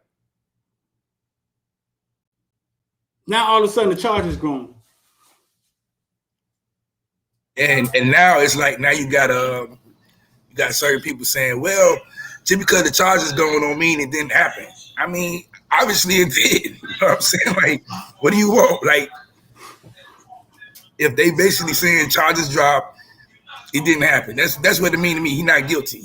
Not guilty mean he didn't do it. I mean the state dropped it, right? Yeah, the state dropped it. Right. Okay. The state picked it up immediately, and they dropped it. So it's like, what else do you want? Like, I mean, listen, like I say, man. My girlfriend said the same thing. Just because they dropped it don't mean it didn't happen. Still in this moment, we are still supporting. We're still supporting what some of these women do sometimes. We still make it. Listen, she gotta be right. He can't be right. She gotta be right. So X, listen, man, I'm finna go ahead and find my charger. Talk to these people about Patter and go back to when it happened to Patter and what y'all think, what y'all was thinking then, because I wasn't here when it happened. I wasn't here when it happened when my homeboy Marlon Barnes got killed, my homeboy brother Marlon Barnes got killed, and I wasn't here when Patter got killed. I was still in North Carolina. I had my house in North Carolina. So talk to him for a second, man, about Patter and how that went down and what you have been saying for years. You know what I'm saying? Yeah, man, that was it was a touchy situation, man, because knowing Brian Patter personally, a couple of the family members. So when it happened, you know, at one point you can see like the way changes, people started to change when they started to get around each other and stuff like that. Brian Patter started messing with this young lady. And he changed, not saying he changed for the worse, but he just changed a little bit. You know what I'm saying? You can see it. Obviously, a lot of individuals thought that the girl wasn't right for him. And, you know, goes on, can't really tell a person not mess with a certain individual, stuff like that. So this incident between him and Rashad Jones, it was personal. People saying, you know, they got the thing out, oh, it could be your closest friends that's hating on you. Rashad Jones and Brian Patter was never close friends to begin with. So get that out your head right there. Then, you know, they end up getting into a fight. You know what I'm saying? The fight didn't go well for Rashad Jones. And, you know what I'm saying, the incident happened. From that incident, from the get-go, I already thought it said that guy had something to do with it, because you don't get beat up like that and not try to revenge yourself. And then I was like, well, why is it they asking, like, questioning this guy? Like, because he was the last one who got into the argument with him. And the girlfriend had to know something. So years later, I keep telling people, like, man, that guy, I'm telling everybody, that guy is the one who either did it or he had something to do with Rashad Jones. You know what I'm saying? And it's like the Miami PD, they had all the evidence right there, everything. I don't know why it took them 15 years. I don't know. I'm not into law enforcement, so I don't know. But for 15 years, for them to have all that same evidence, and then y'all waited till ESPN came out to broadcast the evidence, to now you want to come, that's the part that made me sad. Because I'm like, y'all ain't do your job. Y'all let ESPN do your job for y'all. But I told everybody he had Rashad Jones was the one. Either had to kill him or had something to do with it. Because they got into a fight, a fist fight, you know what I'm saying? And we know Brian Pally is a big dude. And some dudes just can't take their beating like a man. It's an unfortunate situation that happened over a girl. You know what I'm saying? So, if you got kids, tell your kids, man, don't, if another dude want the girl, let him have him. Just walk away. Stuff like that, man. But it's a sad situation, man. I think 15 years later. ESPN, you saw the ESPN piece? Yeah, I seen it. They showed her on the ESPN piece.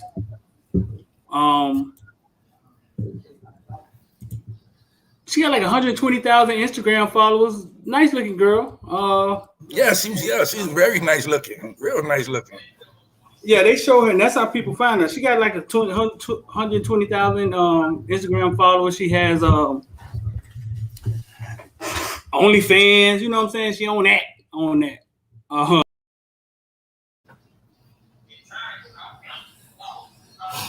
Yeah, I mean, like I say, man, when he started messing with her, he kind of like changed up a little bit, switched, but it wasn't like bad. It was just like, you can see like she knew she had, it kind of like she had a vendetta out to do something. So, but.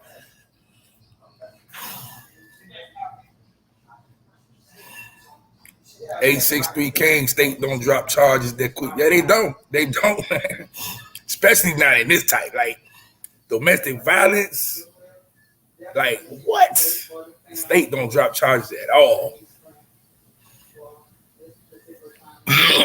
I've seen it happen to a whole bunch of my homies, man. And it could be like a simple grab on the wrist, and they picking it up.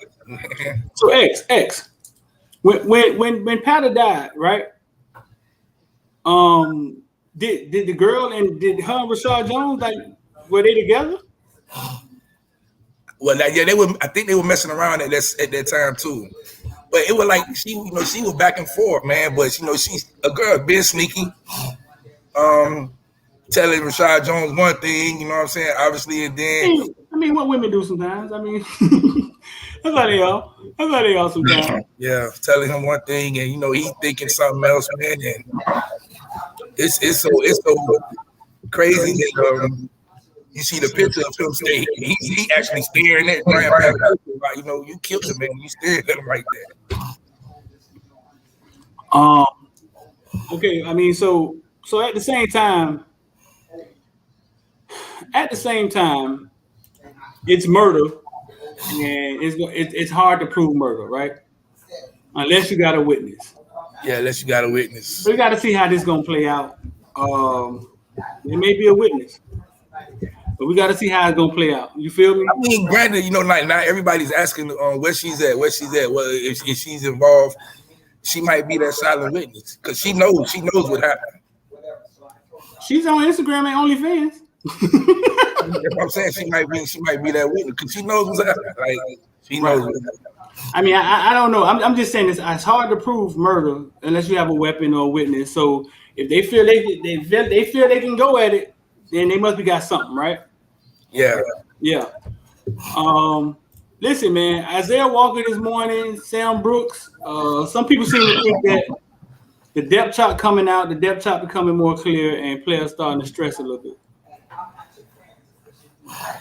And if you having mental issues about the depth chart, boy, you ain't ready for college football or NFL.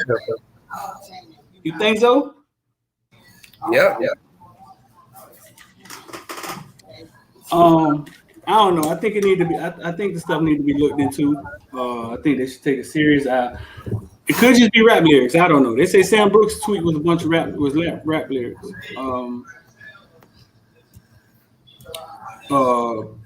Sam Brooks, has he put on too much weight? Dang, that's a good question. Maybe they trying to move him back to defense. I don't know. I mean, you think so? Because we've been to practice and we don't see him getting in the rotation at linebacker, so maybe so. Maybe they want to try him at end. Yeah, maybe they gonna try him at rush in. Maybe they been watching that show and listening to us or something. Please put him back, please, man. Listen, X. I've been watching Austin Cave film, right? He raw, but this man, natural instincts and speed was off the charts. Now you know he's not from New Jersey, right? Oh, he's not. I thought he's from. Where he's from? Alabama. Oh, he's from Alabama. Wow. Yeah, he's from Alabama. He moved. He had moved to New Jersey. Because T was telling me that, and he sent me a little clip of it. He's from Alabama. He's like, what? Austin Cave, Huff. We got to figure out a way to get these kids on the field, right? Yeah. Again, I think, man, with a lot of players not getting on the field, it's trust issues with the coach. I think at most positions. Right. We know it is trust issues. We know that. We know it's but yeah, like Hayes said, you got to figure out something. You got to put flamingos on his helmet. You got to figure out a way to get him to make him understand what you're trying to convey. Okay, so now let's talk about this. Okay, you got Huff, you got Austin Cave, you got Sam Brooks, you got who else? But I mean, you got Keontra Smith and Corey Flagg looking like they're gonna be the two starters. You got Steve. It was Keontra Smith that fast? Yeah. I mean, he's the one. I mean, Diaz and Coach Packy basically talking about the most. Yeah. So okay, I'm just giving an example. So you got Keontra Smith, you got Corey Flagg starting at linebacker. We only playing two linebackers at a time. So what you mean? Or how do you get them other players on the field? Then? Rotate the linebackers. Is that such a good thing to keep rotating linebackers when you can't? I mean, they kind of they gotta, like Austin Cade and younger kids gotta wait their turn, but they seem to look like you're right. They gotta wait their turn. The same thing we was talking about Huff the other day. They gotta wait their turn. This the little video right here with this Austin Cade. Yeah, with Austin Cade talking. Let me see. I never knew he was from Alabama. I always thought he was from Jersey. You ever thought he was from Jersey? Yeah. Look, here you go. That's what's awesome about it. Yeah, that's what, the way I raised. I'm originally from Birmingham, Alabama. So, like football, the football sense has been in my blood, since I was born. Because football down there, is way different. That's just something, that's a religion to everybody. That's just something everybody goes by. So, since the age of 4, I've been playing football. I always had a chip on my shoulder. And, just being able to, don't let go. That's about it. Yeah, that's just, the way I raised. I'm originally from Birmingham, Alabama. So, like football, the football sense has been in my blood, since I was born. You see? And we thought you were from what, New Jersey? Huh? Yep. Yeah. He's from Birmingham, Alabama. But I mean, yeah, man, it's a maturation. They gotta wait their turn. They have to wait their turn. I get it. It just seemed like the linebacker play has been so. It's like we were looking for some real linebackers to put there, but I guess the struggle continues, though. I think Keontra Smith. I think the fan base is more upset about the linebackers that we miss than being upset about the linebackers that we have on the team. They basically said we miss on some real good linebackers, and we have. We have, you know what I'm saying? Granted, we have, but we still got linebackers on the team. Like, you know, Keontra Smith, if you've known him, if you watched him throughout high school, Keontra Smith he's basically a linebacker. I mean, the fan base, y'all rave about Corey Flagg, so this is his opportunity. Got Austin Cave. Steve is healthy, back. He's looking good out there. Huff, we got linebackers, so you just have to give him opportunity this year to play. Last year's done. You know what I'm saying? It's new year. Yeah, Manny, the way Manny, you see the defense won Saturday. The way Manny Diaz play, he rotates a lot of players through the defensive line and the linebacker position. I don't know so much of the secondary. I don't remember the secondary rotate players that much. But up front, they rotate a lot. I remember that. Yeah, the defensive line and linebackers, they rotate a lot. Yeah, I remember that. I remember wondering, like, dang, why everybody play? Shout out to 25. That's my boy right there, Ponder. Ponder, he's a former King. He played for the Hurricanes. Who? Ponder right there, 25 in the game. Ponder. Yeah. He played with Devon Ponder. He played for UM. He played for UM? Yeah, he played that pace with me. He played at UM. What else going on, man? You good with that? With what Keontra and them? Yeah. I'm great with Keontra. I love Keontra game. It's just Corey Flagg. I'm still waiting to see what everybody else talking about. You know what I'm saying? So with Flagg? Yeah.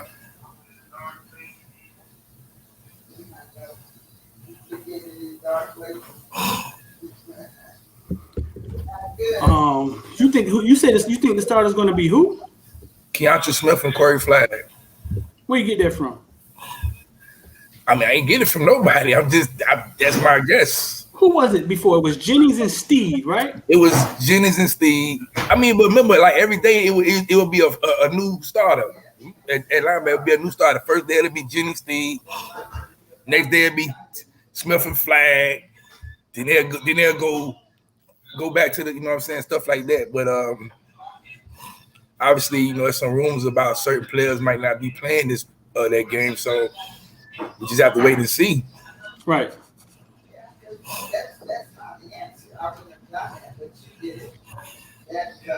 So you think it's Keontra? How tall is Keontra X? Yeah, y'all play with Ozzy at pace. Keontra is like 5'11", I guess. 5'11". All the linebackers 5'11". That's it. I'm gonna just go ahead and put it out there. Every linebacker we got besides Huff is 5'11". What? Huff is our tallest linebacker. Huff is like 6'2". Everybody else is 5'11". What? It's true. Yeah. Hey, listen, man. Y'all got 109 in here, man. Y'all want to get involved in the stock market? That's the number scrolling at the bottom, man. Y'all want to get involved in the stock market, investing, ADA, learn about crypto. I was showing some Forex this morning. Text me, man. 5'11".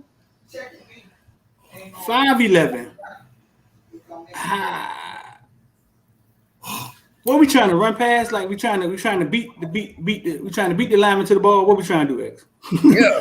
I think they trying to play sideline to sideline football instead of downhill, because we don't really play no downhill teams anymore. Everybody we play spread it out, try to use speed. So if we can use speed at linebacker, then we should be good. Oh yeah, my bad. Sam Brooks is 6'2". Sam Brooks 6'2". Huff too, right? How tall is Huff? Huff and Sam Brooks are 6'2". They're my tallest two linebackers. Right. I mean, Denzel Perriman wasn't 6 foot. Denzel Perriman was about 5'10". You know what I'm saying? And Sean Spencer's taller than I thought he was when we got the. Sean Spencer maybe 6 foot. But he was taller than I thought he was. Yeah. I thought he was shorter than that, but he was taller. Beasley was about like 6 foot, maybe 6'1". But them are man animals at linebacker, so it's can't use their names, man. Right. If you bring in their talent, then we ain't got no problem. Yeah, you got them, then we good. Line it up. Yeah, if you bringing that, we straight. We ain't got no problem. Somebody had asked about the three amigos, man, the wide receivers, man. It's gonna be hard to keep them guys off the field, man. The three amigos? Yeah. Cool. Talk about the receivers, talk about Rashad, Jacoby, and Romelo. Yeah. It's gonna be hard to keep them on the field because the one thing is when they get their opportunity and they make a play, it's gonna be hard to take them off the field. They did anything yesterday? Yeah, all three of them had like 5 catches, 50-some yards apiece. Then Restrepo is like, man, I tell you what, the older receivers we got, boy, I better not mess up, man, because what you been saying about Restrepo? What Restrepo did, bro? No, Restrepo had a good scrimmage, like. Oh, did he? Yeah, so like, boy, all right, I like you. He gonna make plays for us one day. This is not the season to be acting like you hurt, man, or your hamstring hurting, man. You better play through it. Yeah, Restrepo will make plays for us one day.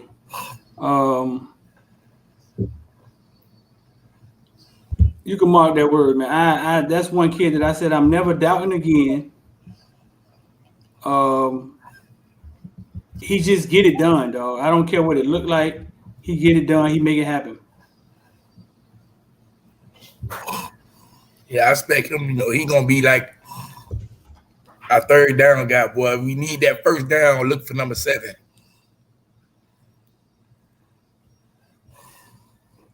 Yeah, he gets it done, man.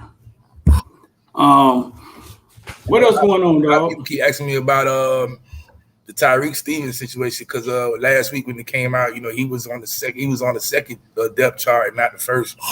Right. And you kept saying it like, man, Ivy gonna be the guy. You know what I'm saying? You kept saying it like Ivy gonna be that guy, that cornerback. And I was saying, well, it's Corey Couch. They said, Ivy and Corey Couch. But you see, but you see Ivy out there. He's physical. He done got bigger. But how often is it 2 cornerbacks on the field, bro? It's never. Well, funny situation. Hey, UM is only 2 cornerbacks because we always have our safety and our strength. Oh, right. You ain't never lied. So that's kind of. I don't know if that should change where we take the striker out. Well, Couch rotated in, right? Couch always rotated. Yeah. It depends on like what type of receivers they have on. Like if they got some fast receivers out there, then they'll come and put Couch in and take a linebacker out, and then have the striker in at linebacker. They'll do something like that, which is probably the best bet, because not everybody gonna run the ball like North Carolina. But that first game, you better keep some tacklers in the game because that's Alabama. They gonna run the ball. Right. Let me ask some of these questions, man. Cam at safety makes me think of Ed Reed. I think he's going to be the most cerebral dude back there. Yeah, Cam on what? Second team, right? Yeah. You have to explain things to the fans because I don't think they understand the IQ level of Cam. They just think, okay, well, he's back there and he's getting the ball and stuff. It's not even about that. It's about his IQ level, but how much he understands the game. He basically coached the defense because he understands where everybody belongs and he understands where the quarterback going. That was Ed Reed. You know what I'm saying? That's why the game was so easy for Ed Reed. Same with James Williams. That's why it's so easy for them because they understand the IQ level is so immaculate, man. It's just for freshmen to have something like that. That's crazy. Right. Let me see.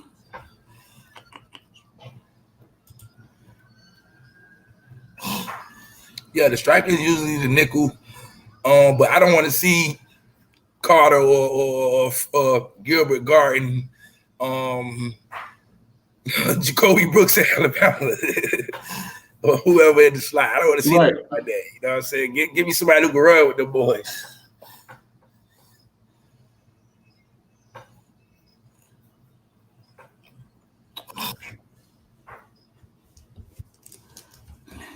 That's a couple Oh yeah, look what Kyle Brandt said. Yeah, they yeah, I remember they lined up Bowden on Tutu. That's an automatic touchdown. Bowden can't cover that guy. Who lined up Bowden on 2-2? That's when Tutu had a little touchdown. Like,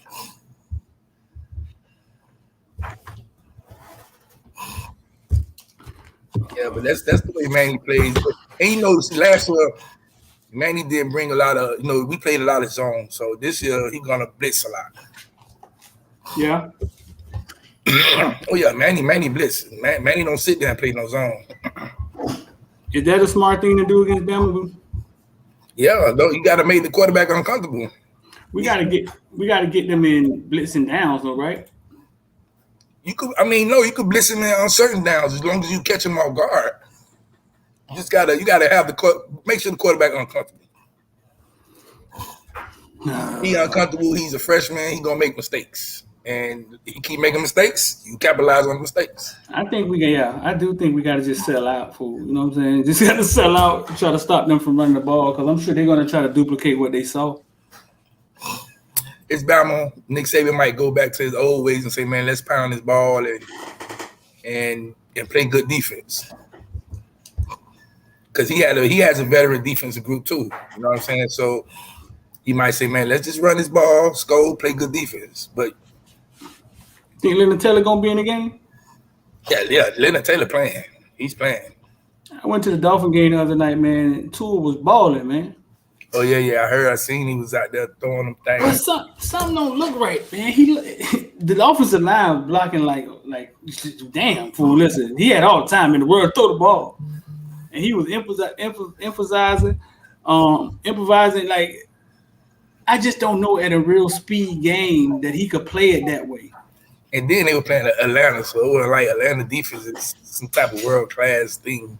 Can somebody tell me what happened to Todd Gurley? My homeboy sitting next to me with a Todd Gurley jersey on. He's telling me how he brought a Julio Jones jersey and Julio Jones got traded. I say, bro, Todd Gurley ain't on this roster. Oh, wait, Julio Jones not with Atlanta no more? No. Oh, I didn't know that. No, what happened to Todd Gurley, dog? Mister. Tua had all the time in the world to pass the other night. It's preseason. I get it.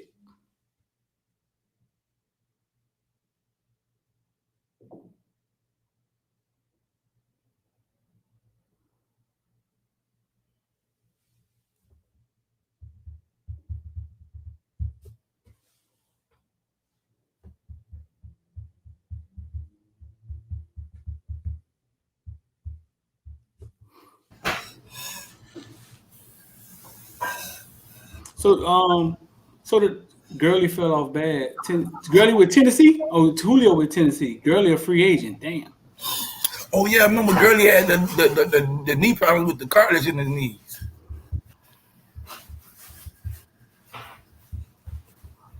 I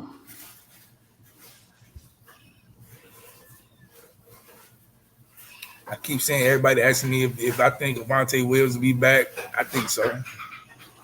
I was told it's possible, man, but like I told him earlier, X, I don't see the urgency. They got Bama in 2 weeks, and I just don't see the urgency. I think they maybe want to focus on Bama, and then maybe Appalachian State deal with that.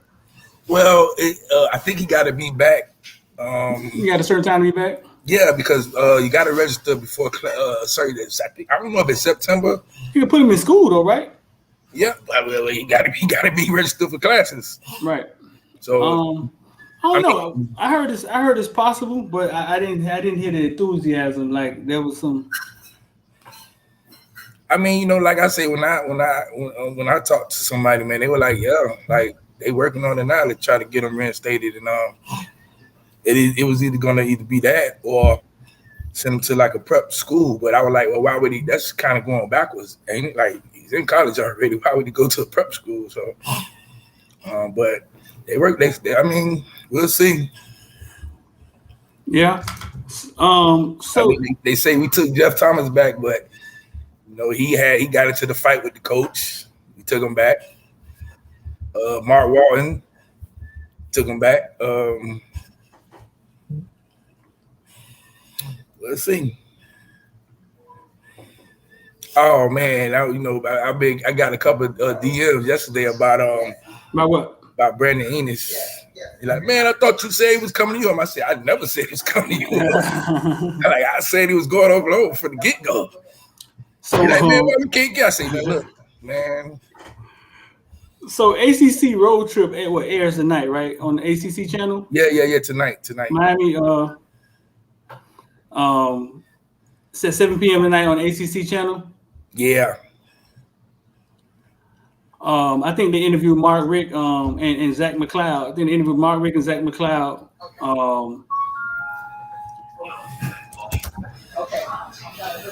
Mark Rick was actually at practice today. He was? Yeah.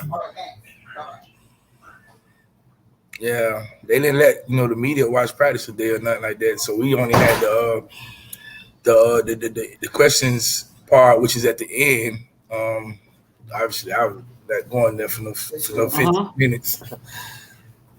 Yeah, I was just going. Yeah. They say, no, listen, you probably could figure this out. They say when Mark Rick was here, right? He had a quarterback that would ask to travel home because his dad was abusive to his mom and his sisters. When Mark Rick was at Miami, I know y'all finna break it. I know y'all finna break it down. Mark Rick, they said when Mark Rick was here, he had a quarterback that would ask to travel home on a weekend because his dad was abusive to. It had to be a walk on then. It got to be a walk on because his dad was abusive to his mom and sisters. We had Brad Kaya, we had Malik Rosier.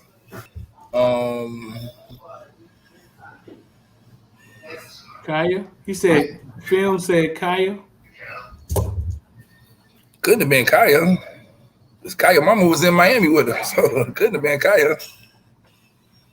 Could have been Rosier because Rosier was the backup. I mean, it could have been Perry because Perry was in Miami. I mean, when he got here.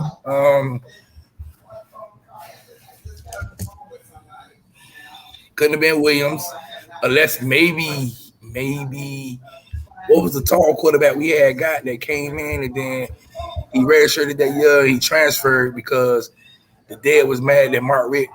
Look at the names. Look at the names right there. What I'm saying is it's not Williams because Williams wasn't here yet. Why we keep talking about who it ain't?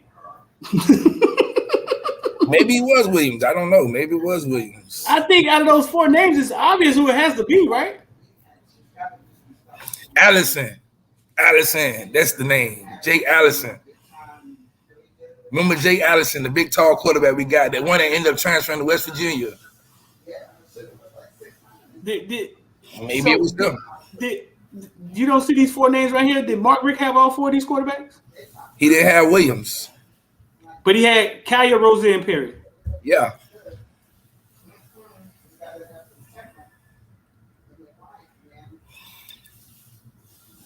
Why I can't be Perry? Okay, why I can't be Perry? Yeah. You're 3 hours away, right? But true. Maybe it was Perry then. But listen, I was 18 years old, and I don't know Perry's truth or not. You know what I'm saying? And I was when I went to the military, when I was picking my duty station, the only thing I was thinking about was being close to home because I wanted to get back home to my homeboys. That's the only thing I was thinking about. I wasn't thinking about traveling the world. Going to Vietnam. You love me long time. I didn't want to go to China to get the cheap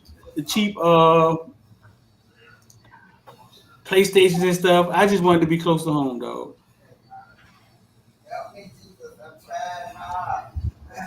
I just wanted to be close to home. Well, yeah, of course, man. I mean, when I was making my college decision to go to Syracuse, I was like, man, that's too far away from Miami, man. You finna go pay for Boeheim? Yeah, Jim Boeheim, man. That was the first coach who, like, my ninth grade year, he came off me my ninth grade year. Then it was cold up there, man. So yeah, Rick recruited Williams, but I didn't think Williams got to play for him. Right. But it could have been Perry, could have been Williams, could have been Jake Allison. I'm thinking it might be Jake Allison because he was recruited by Mark. Where was Allison from? He's from the state of Florida somewhere.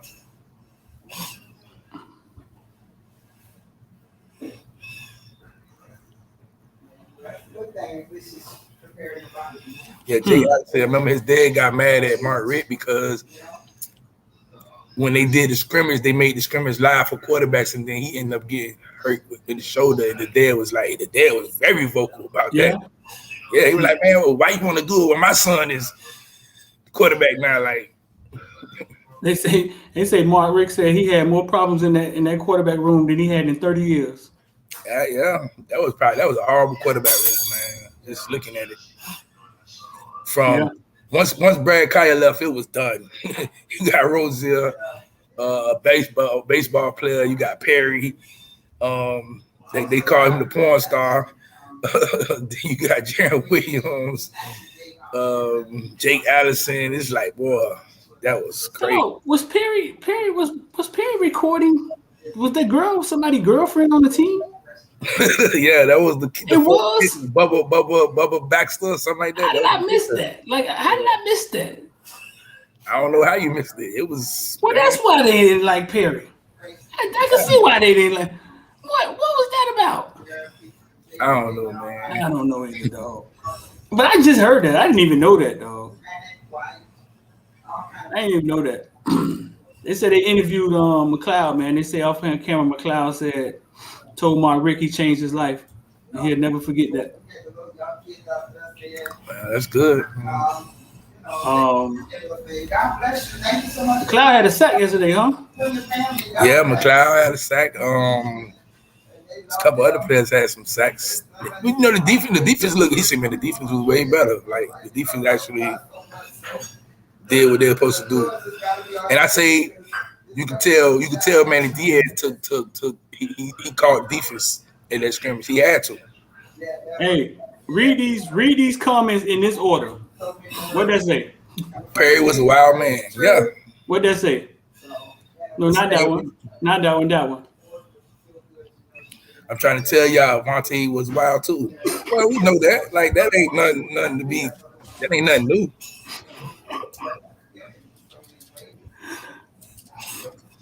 Straight up. The man say Perry broke the brotherhood. Dog, I don't understand that, dog. I don't understand, dog. I've gotten enough of the cat in my life. I don't understand playing right next to you. Like, why play with your homeboy? I don't understand that. I don't understand playing with your homeboy, like with your teammate. But it's so much out here. And then you gotta understand, man. Girls gonna be girls, and girls out here trying to just get with the hottest players on the team. So for you to be on the team, man, you should really be taking them girls that serious to begin with. Bro, listen. I don't care what she's trying to do. You know what that do to a team? I mean, we seen what it did to a team. We seen it. And there you go.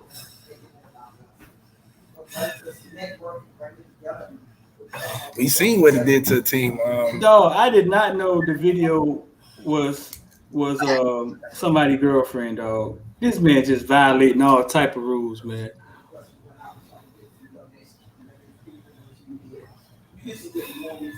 I don't even know if Ryan Moore was at school with Jonathan Vilma at the time, so I don't know about that, Mister. That's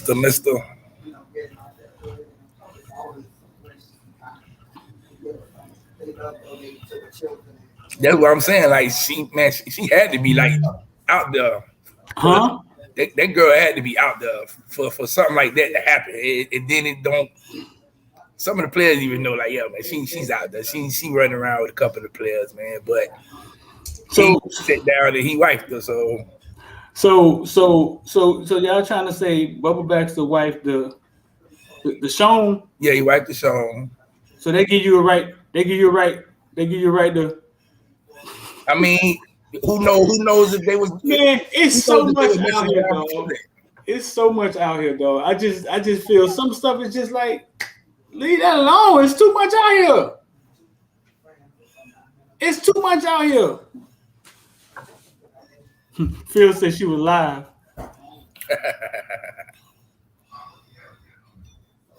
Bubba Bassett was missing field goals long before that, man. I don't think that had nothing to do with that. That just made it worse, if anything. Dang, and he was missing field goals.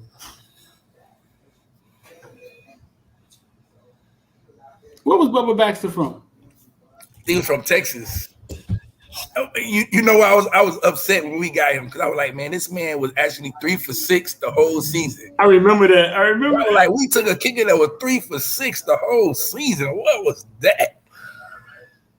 And then like, oh, but he got a leg. He can kick like 60 yards. But like, but can't he make the kicks? Come here, and he can't make the kicks.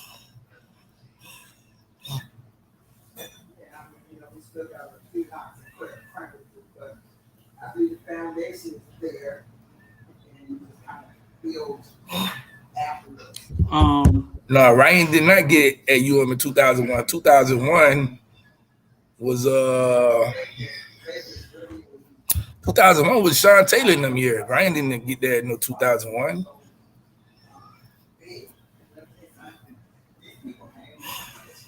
Ryan Moore got to you. I'm gonna tell you exactly what year Ryan Moore got to you on.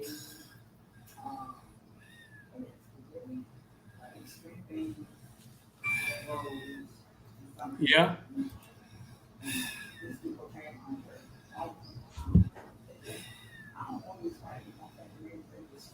Oh boy.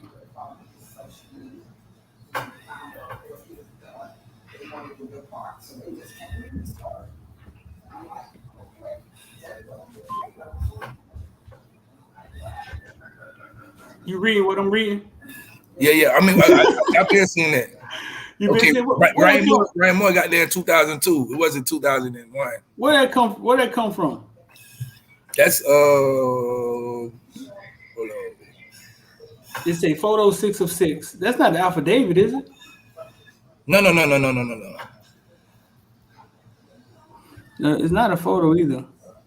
No, okay. This was some the dude just tweeted this out on Twitter. What? That I think his name is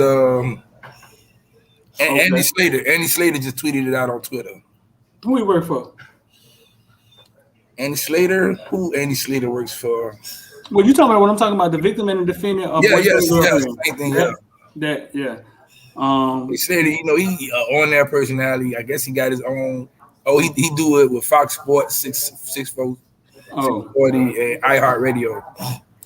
He said on August the 2nd, 2021, and I don't know if this real or not. 2021, the victim appeared for a video interview with the state attorney's office and advised that she did not want to proceed with criminal charges. The victim initially refused to answer questions regarding the incident. The victim stated that she is not a victim and does not feel the defendant will harm her or her unborn child. The victim advised that she was in emotional distress when she spoke to the police and that the police were trying to make the situation more than what it was. Regarding the bruises and injuries to her body, the victim claimed that these were from when she moved into the apartment and not from the defendant bothering her. When the allegations of the arrest of the affidavit were read to the victim, she denied that it took place. The victim stated that she is not in fear of the defendant and wants the charges dropped. So did the state pick it up?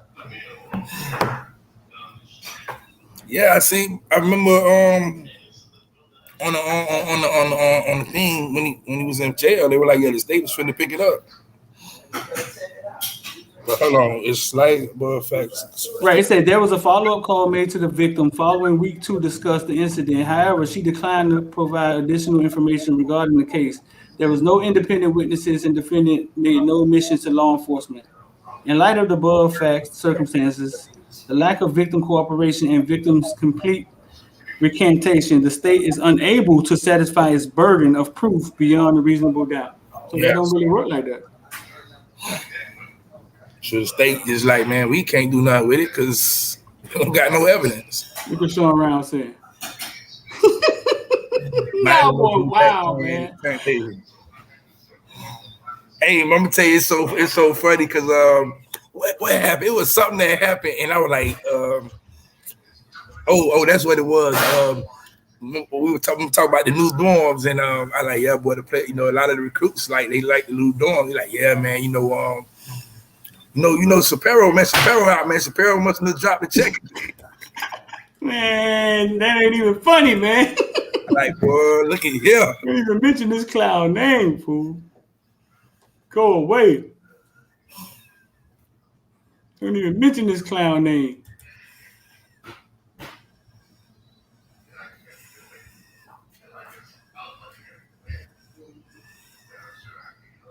Yeah, but we'll see how that thing play out with Avantae, man.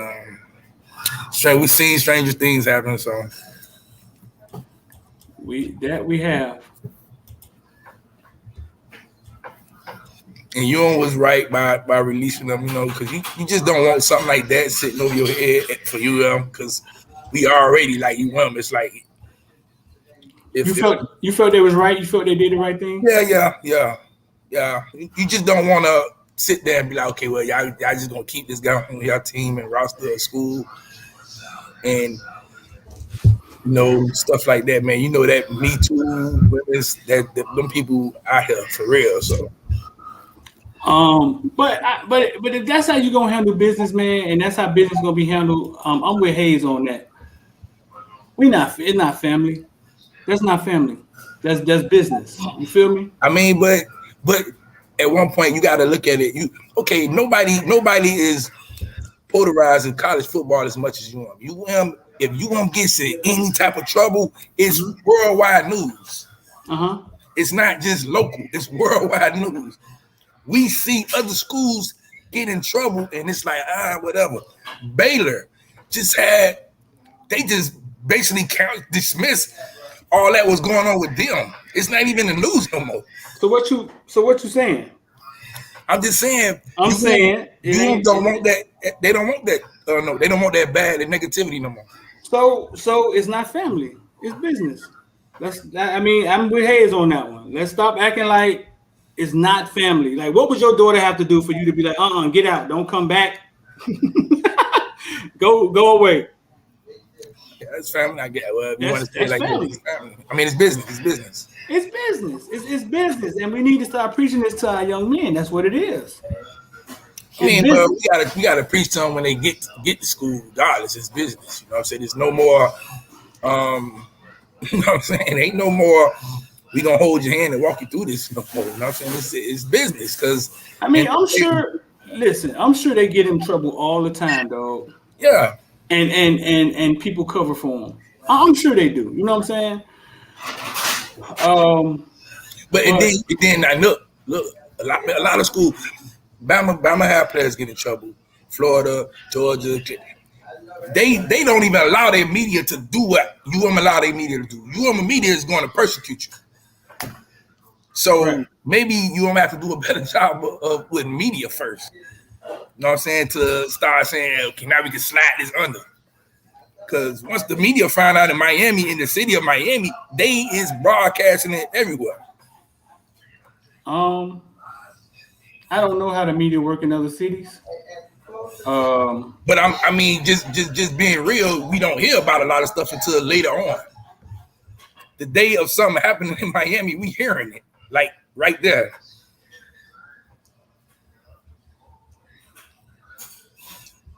You may remember when Antrell Road got arrested? Yep. The media was in the woods. Yeah, you see what I'm saying? What do you mean the media was in the woods? When they found out Brandon Mayweather had all them guns, they were, this guy got all these guns. Oh, they gang banging on the campus again. What? They gang banging. The man got legal guns. He is able to buy legal guns. What is y'all talking about? Stevenson got arrested. Yep, Georgia gonna definitely wipe it up on them. We heard about that. I mean, because we know Stevenson, but it wasn't like everybody else ain't know.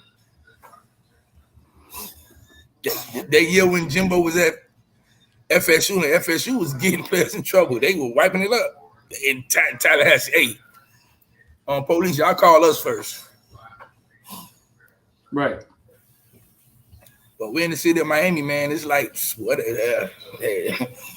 Somebody gonna get that over there to Barry or Susan, and it's finna be.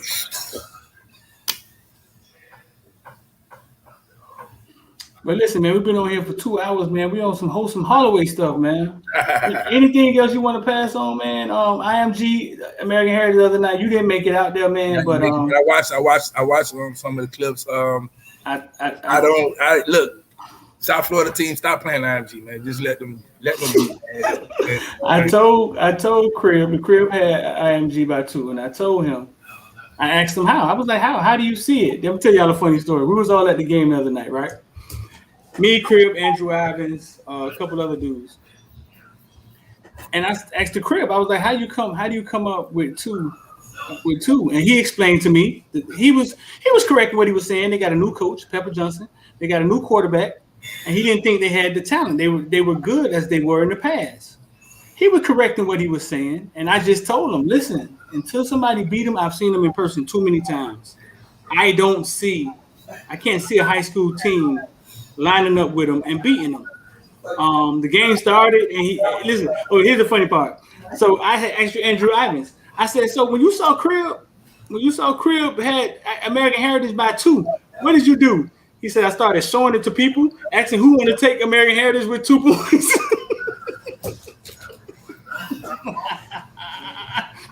Andrew said he started putting the bets down. I got IMG with the point, with 2. Huh? Anybody like American Heritage plus 2? I mean, American Heritage with the 2 points. You know what I'm saying? Who think American Heritage favor? He said he started showing it to people. Listen, man. They had a wide receiver. What his name was? Cartel, number 17. Yeah. Putting this man the ball, man. This man looked like he was running in a different realm.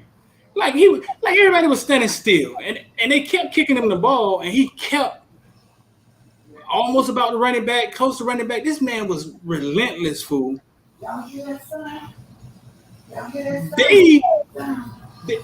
American Heritage would get a stop in the backfield, and then Allen would bust 60 yards. They was busting 60-yard runs. I didn't understand why. That didn't even make sense.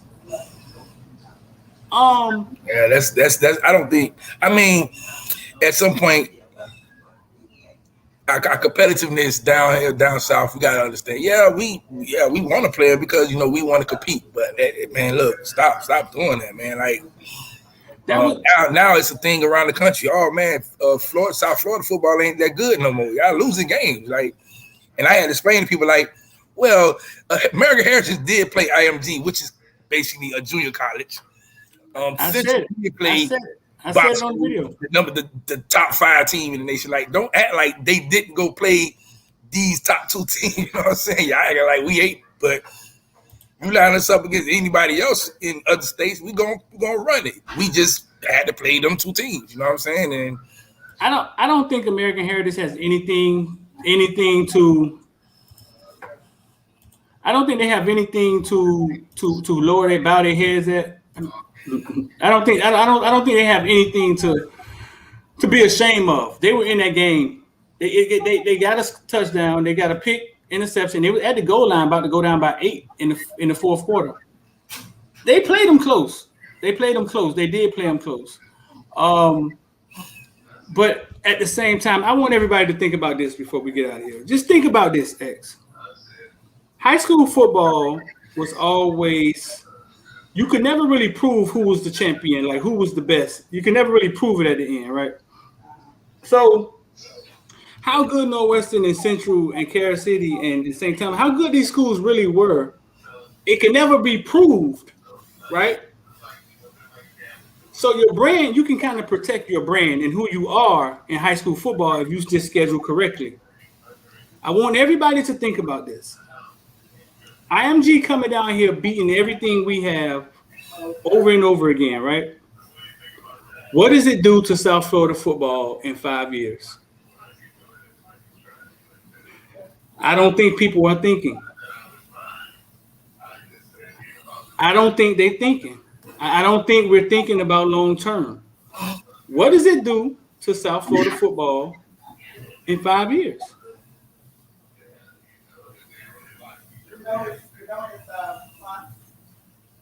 Max Mills said, who should play IMG? It's a lot of schools out here like IMG. They should play junior college team or Division III team. That's what they should play.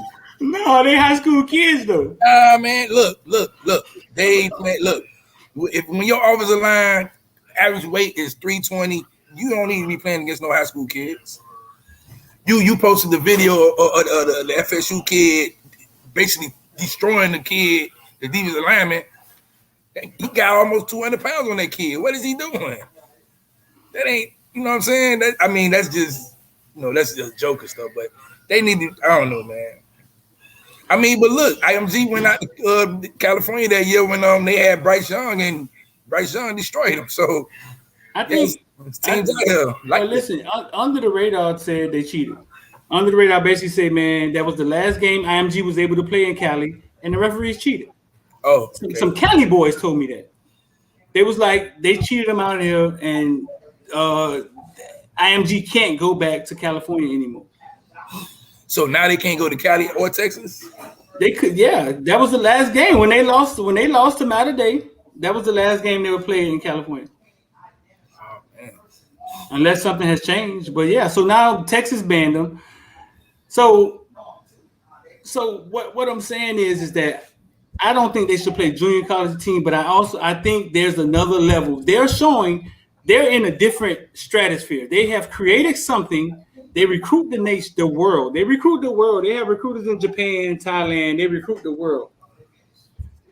They should play the St. Francis. There's a lot of schools like IMG. They don't have the same resources. Yeah, but I don't think the thing is, I don't think a lot of them teams are going to want to play them, because at the end of the day, a lot of them teams are trying to play for a national championship. You know what I'm saying? So you saying I'm not going to play IMG when I can just play another team from another state that's not as good as IMG, but they the best in the state.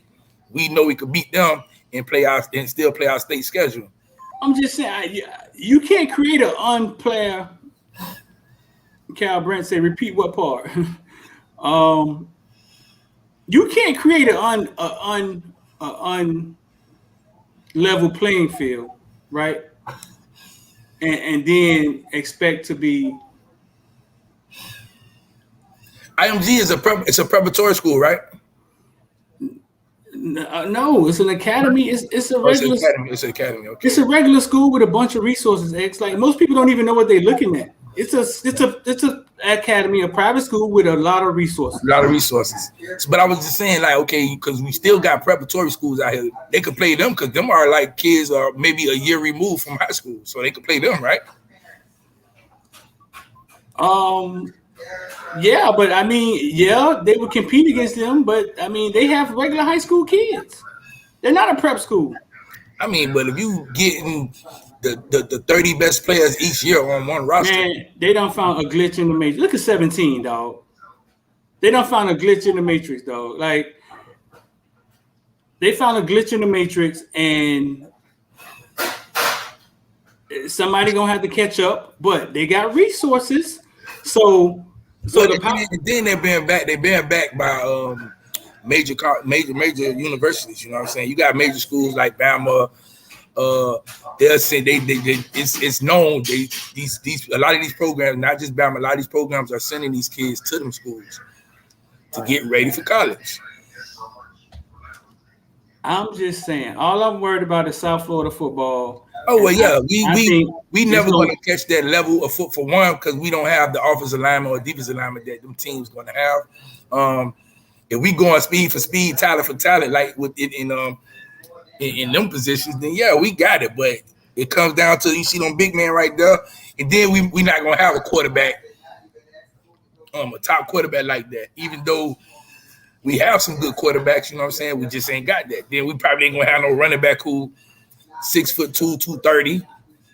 We got one with Mark Fletcher, but that's it. So Williams say so. They're a business, is what you're saying.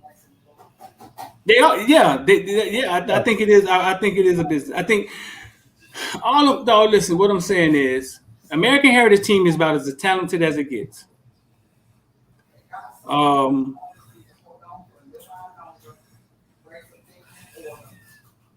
It was I'm not going to say it was a dogfight. I think IMG was scoring too easy, but it definitely was it was a close game. Like I said, Mary Harris doesn't have any reason to hang their head. It was a close game, but IMG controlled that game. And I mean, even the same with Central. Like if you watch the Central game, and Central really could have.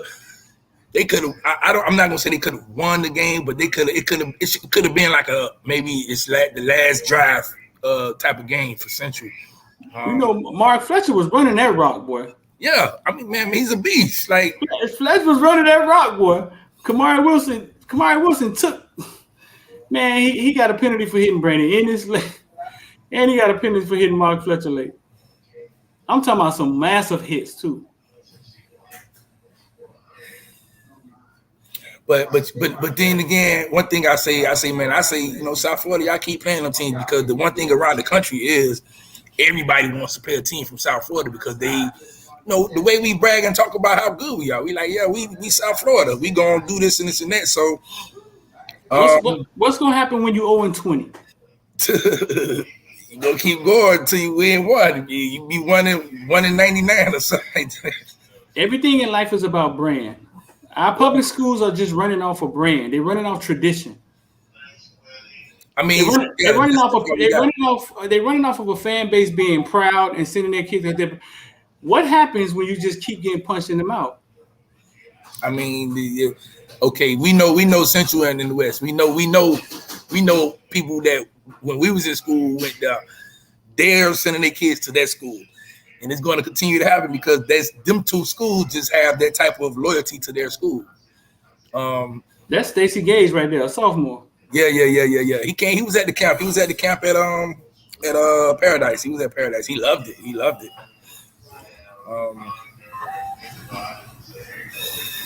But yeah, you got watch this spin move.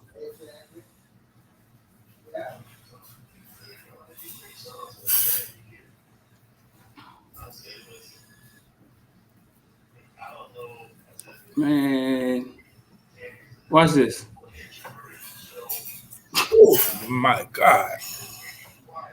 Somebody said they just look bigger. Yes, that's what it is. They average size, they're bigger than you player for player.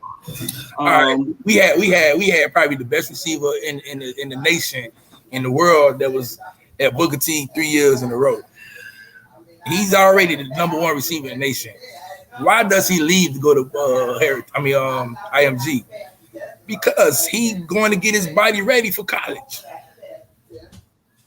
Right. That school, like you said, that school has the resources to do just that. That school, we don't have the resources down here. Even though you could go to Heritage, even though you could go to St. Thomas, we don't have them type of resources. Well, around the clock is football for you. You know what I'm saying? And we're gonna we treating you just like we're in college right now. Right. So, I mean, I understand. And funny thing is, it's a basketball school called Oak Hill Academy, and they the same way. And I thought about going there. I was like, man, I should go to Oak Hill Academy. Right. Because you're gonna be basketball and get you ready for college. You know what I'm saying? But that's how that goes. But yes, it's a brand. I mean, St. Thomas and Heritage brand ain't gonna never go bad because they still are good. Central and the West brand ain't going bad because they still gonna be Central and the West. X, I don't know, bro. In your mind, you think they still gonna be Central and the West? I mean, okay, if Central happens to go on to win state again, that's like what 4 or 5 states in 6 years. Mm-hmm. That's a brand. That's now. Yeah, I mean, so if they keep doing it year after year, that brand's going to stay there. I think your brand is a thing you can't touch. We don't understand why we buy Jordans, the same shoe 3 times. We don't even know why. We don't know why we paid $400 for a Gucci belt. That's brand. That's something creating that's something that creates a bar, and they say, well, this is our bar. This is what we're working, and then people jump up and they get it. We don't know why we do. That's what brand is. I think you can lower it. I don't know what's going on with Northwestern this year. They just got to be 56 to something. Yeah, they're going to play IMG this week. Oh, Lord. Why? Man, why? And this is what I'm saying. Oh, Northwestern's going to start 0-2. Well, okay, this is what they're going to say next. They started that season 0-4 and they won state. Everything takes time. Well, I think it was 1 year they did start. Was that them or something? One of them. I just said they started on. I just said that. Okay. The T2 year. That's the T2. They had the white quarterback. Oh, okay. Yeah. Winning state. Bro, listen. Brand is something you can't touch. Nike. We don't know why we like Nike over Reebok. Like it's brand. It's branding. So if you keep, is your brand that important in high school? Like it's high school. I mean, I don't know if it's that important. Because okay, we're in the state of Florida. The whole state of Florida they're gonna know Central and the West forever. Like it's not gonna not be known. Carol City ain't been good, and they still say, "Boy, what's up, Carol City?" Like, Carol City. Can you think of any team that used to be great that's no longer great? South Ridge. Oh, yeah. Carol City struggling. Carol City struggling, but guess what? People still gonna call Carol. They gonna ask you about what's up with Carol City. What's up with Carol City? Who cares if they asking what's up? If it ain't that. I mean, but they still a known commodity. It's not like they not there. If you're not, if you're no longer winning, you're not there. What I'm saying is the tradition at Northwest. Okay, here's a perfect example: Dillard and Boyd Anderson, right? They probably never thought that the Dillard rivalry against Boyd and all of that stuff. They probably never thought that would go away. Did it go away? Yeah. The importance of it. Just like the importance of the Jackson and the West rivalry. Okay. Jackson was once great. Now I see what you're talking. Okay, now I see what you're talking. Okay. That's what I'm saying. It was already delicate. Private schools run states across the country. It was a delicate thing that Northwestern and Central and these schools were surviving because of the talent level. It's so much talent here. It's a delicate thing that they were surviving off of tradition with American Heritage and St. Thomas standing there. You know what I'm saying? And now IMG there. It already was delicate. I thought it was. Yeah. I mean, I was telling somebody else the other day because his son's going to I forget what high school his son's going to, but I say, man, you might want to get him out of school and take him to a private school because that's where everybody going now. Like, everybody going to the public school. Let's see if we can take that part out of the video.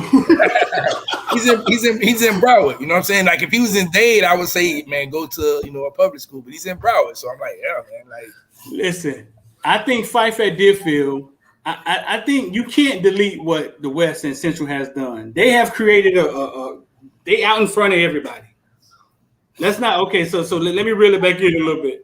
They are out in front of everybody. I think what Fife is doing at Deerfield, he's creating something on the public side that we probably, the way he's doing it, we probably haven't seen before that I can remember.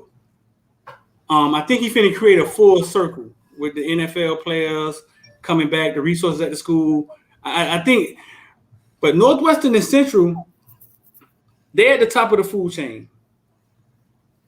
You can't keep walking outside with your girlfriend fighting the big bully down the street and her keep saying, well, baby, you gave him a good fight. How many times you got your ass beat before he hit your girlfriend? and that's just how things are. We're helping them prove that they're better than us. All right, we went up there. Central almost beat them one time. They say the West almost beat them one time when Tiger was a freshman. I was there, I'm sure, but I don't really remember that. Well, when the West almost beat who? They say Tiger threw a lot of interceptions, but the West lost like 24-7 or something. Oh, talking to IMG. Yeah. I think that was his freshman year. I was there when Central almost beat them. I was there when Aubrey Hill and Carol City almost beat them. We got back to Carol City. Carol City should have beat them. And Aubrey Hill looked at me and said, "We almost had him." And the look in his face was just like, they just have too much. So when the fourth quarter run around, God forbid it's a close game when the fourth quarter run around, right? Notice IMG when they play against our high schools. When the fourth quarter come around, them drives in the fourth quarter, 3-play, 5-play drive, and they had the goal line already. Because you exhausted. Yeah, I mean, they just have that depth. They got almost 100-something players on and they got an A and a B team, so they got 100 players on each team. Man, I told Bethune with Central, listen, y'all got to figure out a way to stay fresh because every fourth quarter, Trey Sanders break a long way, and that's exactly what happened. They was up in the fourth. He broke about 60, 70 yards. Nobody could catch him. I just knew somebody was going to catch him. Nobody could catch him. It's on Footballville. Go check it out. IMG versus Central, James Cook. The boy was getting off. They was up in the fourth quarter. But I haven't seen it that close since. When IMG came down here, Northwestern played them, but IMG kind of controlled that game. I think they ran back a kickoff, they blocked the punt. It was 24-3 or something like that.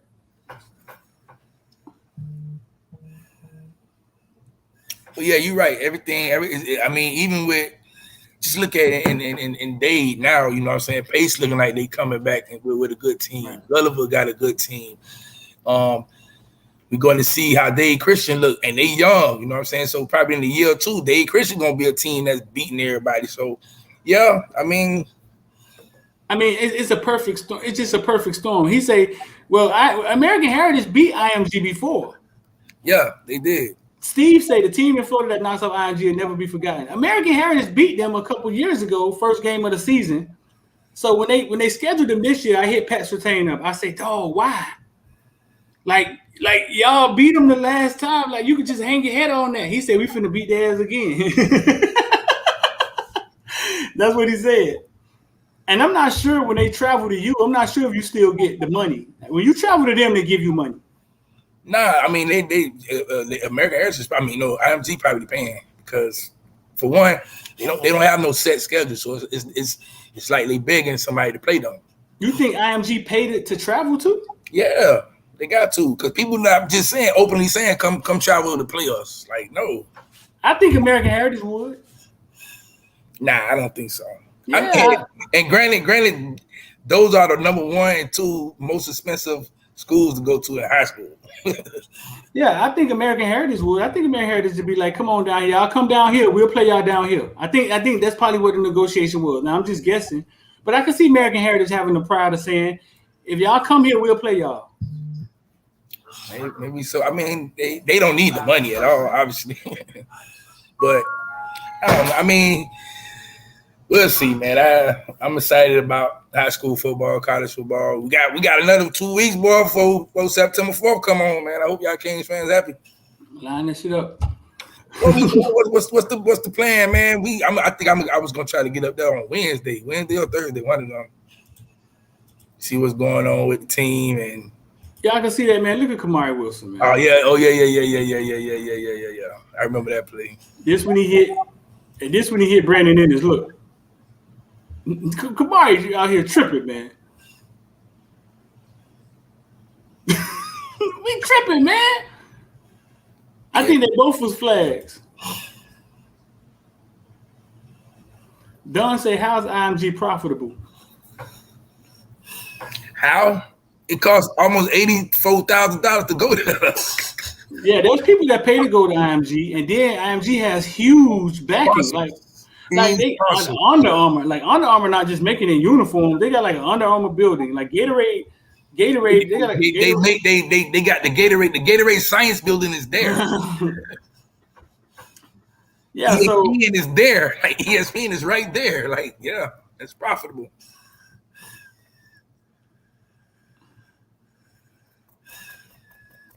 You say IMG is a boarding school. Yeah, it's a boarding school. Yeah, it costs $66,000 to go there, and it's 80. It adds up to 84 if you board there. So And then American Heritage is 33,000. They got a hotel on campus, man. You talking about how they possible? They building hotels. His mama came. Isaiah Walker. His mama came out today and said he's getting the proper help that he needs for his problems. Oh, for real? But that's good. What was he on the 2D? Was he? What was he at? He hasn't been with the team. He came. I think he was out there one day and that was it. That was it. That one time, huh? Yeah. So they saying he getting the proper help that he needs. I don't know what's up with the Sam Bruce thing. Maybe the Sam Bruce thing was a rap, like you said. Sam Bruce? Sam Brooks? Brooks, Sam Brooks. Oh. Well, all right, listen, man, we finna get up out of here. We back at practice tomorrow. I don't know. They switched it up. We ain't going at 6-7 no more.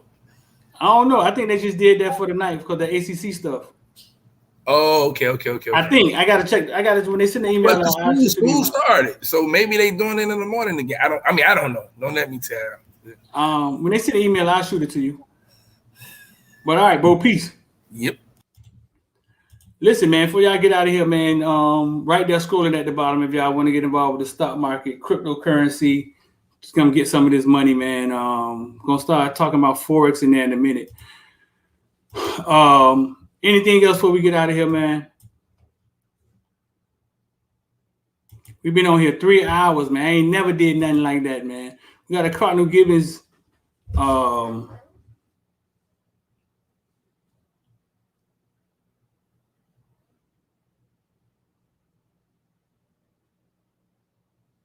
Cardinal Gibbons video that may drop today.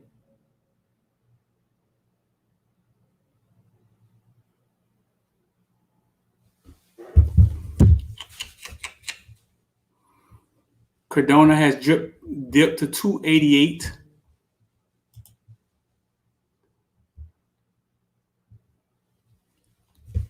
Everybody that sent me a text, I'm gonna get with y'all as soon as I get up out of here.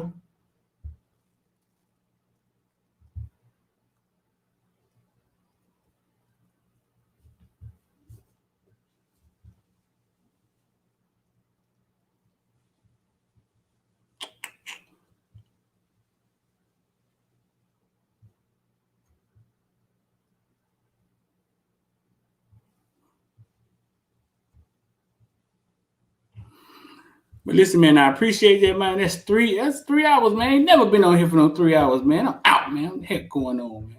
Out of here.